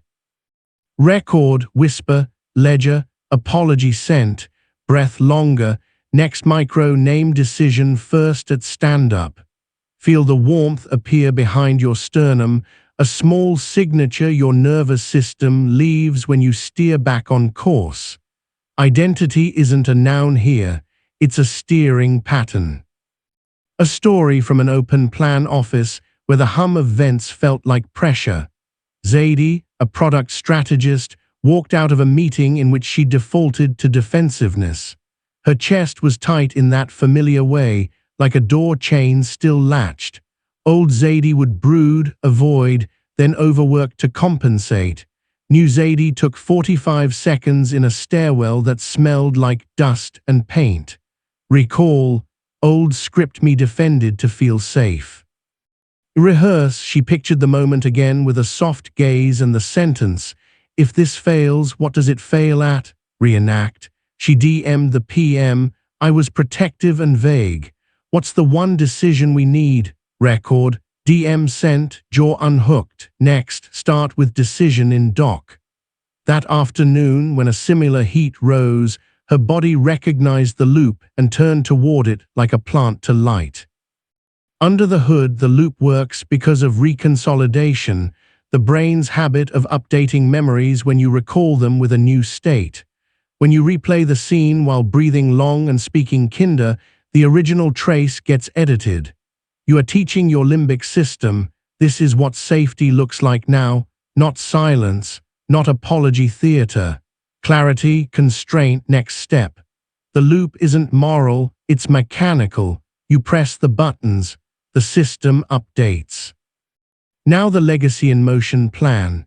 Your growth should make rooms better, not just quieter inside your skull. The plan translates your star and moves into service without turning you into a sermon. It uses 3 moves, model, map, and multiply. Model means you practice visibly on purpose once a day. You label a station, flip a spotlight toward service, or ask for the constraint in earshot of someone who benefits from hearing how. Map means you identify one person a week who could use one tool and you hand them a single sentence, not the library. Try the 4-4-6 breath. Longer exhale signals safety, or ask, if this fails, what does it fail at? Multiply means you build a tiny practice circle, a 5-minute stand-up or dinner digest, where each person shares one tiny promise kept and one handle left for tomorrow. The circle is not therapy, it's a witness bench. Witness accelerates identity, because humans learn fastest in tribes that narrate behavior, not character. Check your body as you imagine modeling. Feel your feet in your shoes. Press each toe once, a slow chord. Notice the temperature of the air on your cheeks and the way your lower eyelids soften when you let them. Whisper a line you'll model today. Same goal, kinder method. What's the controllable? Picture doing it at your next doorway with a long exhale. The exhale is the megaphone. It makes your nervous system audible to the room. That audibility is permission for others to stop faking calm. A quiet scene in a studio with plants leaning toward light. Marco, the spec starer from last chapter, began running a 5-minute handles huddle. At 4:55 p.m., everyone named one kept promise and pointed to one handle they were leaving for tomorrow. They ended with the door close sentence in chorus. No one rolled their eyes after the second week. Deadlines stayed, panic lowered. Marco added map by DMing an intern. When you feel the elevator drop of shame, try, message, meaning, move. I'll show you once after stand-up. Multiplying didn't look like evangelism. It looked like people copying moves that worked because they saw them work in bodies they trusted. Legacy work needs protection, so you'll pair it with the boundary bridge you already own. Respect the person you want to help, state your reality, route to a tiny share. I think this might help. I have 5 minutes to show one move. You are not fixing people. You are giving them handles you keep for yourself. That's the difference between leadership and performance. Pause and come home to sensation. Place a palm on your sternum. Feel warmth through fabric. Inhale and sense your ribs widen like a patient accordion. Exhale longer and feel heat slide down your arms, out through your fingertips. Listen for the farthest sound, maybe a car in a distant street or the soft tick of a vent. Let your gaze widen until you can see the room's edges. This state is your signature. From here, any tool lands with less static. We'll add one final micro drill that binds this work to your mornings, the identity check-in. It is 30 seconds done before messages. You whisper, I am the awareness, not the emotion. You speak your 3-word North Star. You name one signature move that will carry the next block. You perform 1446 and touch one cool surface to stamp the moment. Every morning becomes a gentle software boot. Awareness, star, move, breath, stamp. Repetition makes this the default loadout. When the day throws you, the loadout reloads faster. Try it now, whisper the line, say your 3 words, choose your move, breathe, touch the desk edge and feel its temperature and texture. Notice any softening behind your eyes. That softening is a door opening where there used to be a wall. Relapse will still visit. A project will slide. An old voice will try for the mic. Fatigue will arrive with its heavy coat. You'll run the weather room, the downshift cycle, the inner radio dial. You'll use the 24-hour reset loop. You'll reduce friction by 1% and choose a reversible step. You'll ask, what would make this 1% easier right now? And obey whatever the body says that is safe and honest. Water, window, walk, 1 sentence. And when shame tells you you're back at 0, you'll look at your evidence ledger and see a mileage number that cannot be erased by mood. A story from the kitchen of a life that kept lifing. Priya, the listener's seat inventor, hit a week where everything collided. A parent's health scare, a product rollback, and a fight that tasted like old metal. She felt like a copy of herself, 2 versions outdated. She opened her ledger and read 3 weeks of lines. P. Outline 1 question. Seal. Ceramic mug. S. Breath long. N. Ask constraint. P. Calf raises on train. Seal. Rubber bite. S. Chest warm. N. 3 shoulder rolls. P. Said no with root. Seal. Cool doorframe. S. Jaw loose. N. Handles huddle. She ran the Identity Recode Loop on a snapped sentence to her partner. She modeled the flip in stand-up by labeling her urge to impress and leading with service.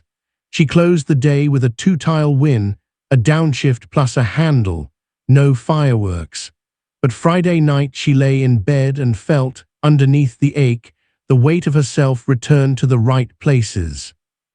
That weight is the feeling we call purpose when we stop marketing it.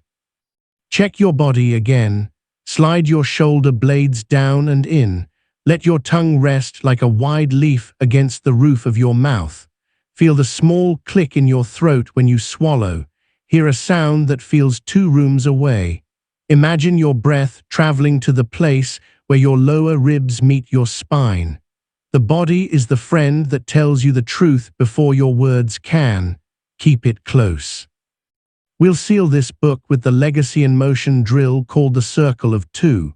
Once a week, choose 1 person to share 1 tool with in a way that costs neither of you dignity.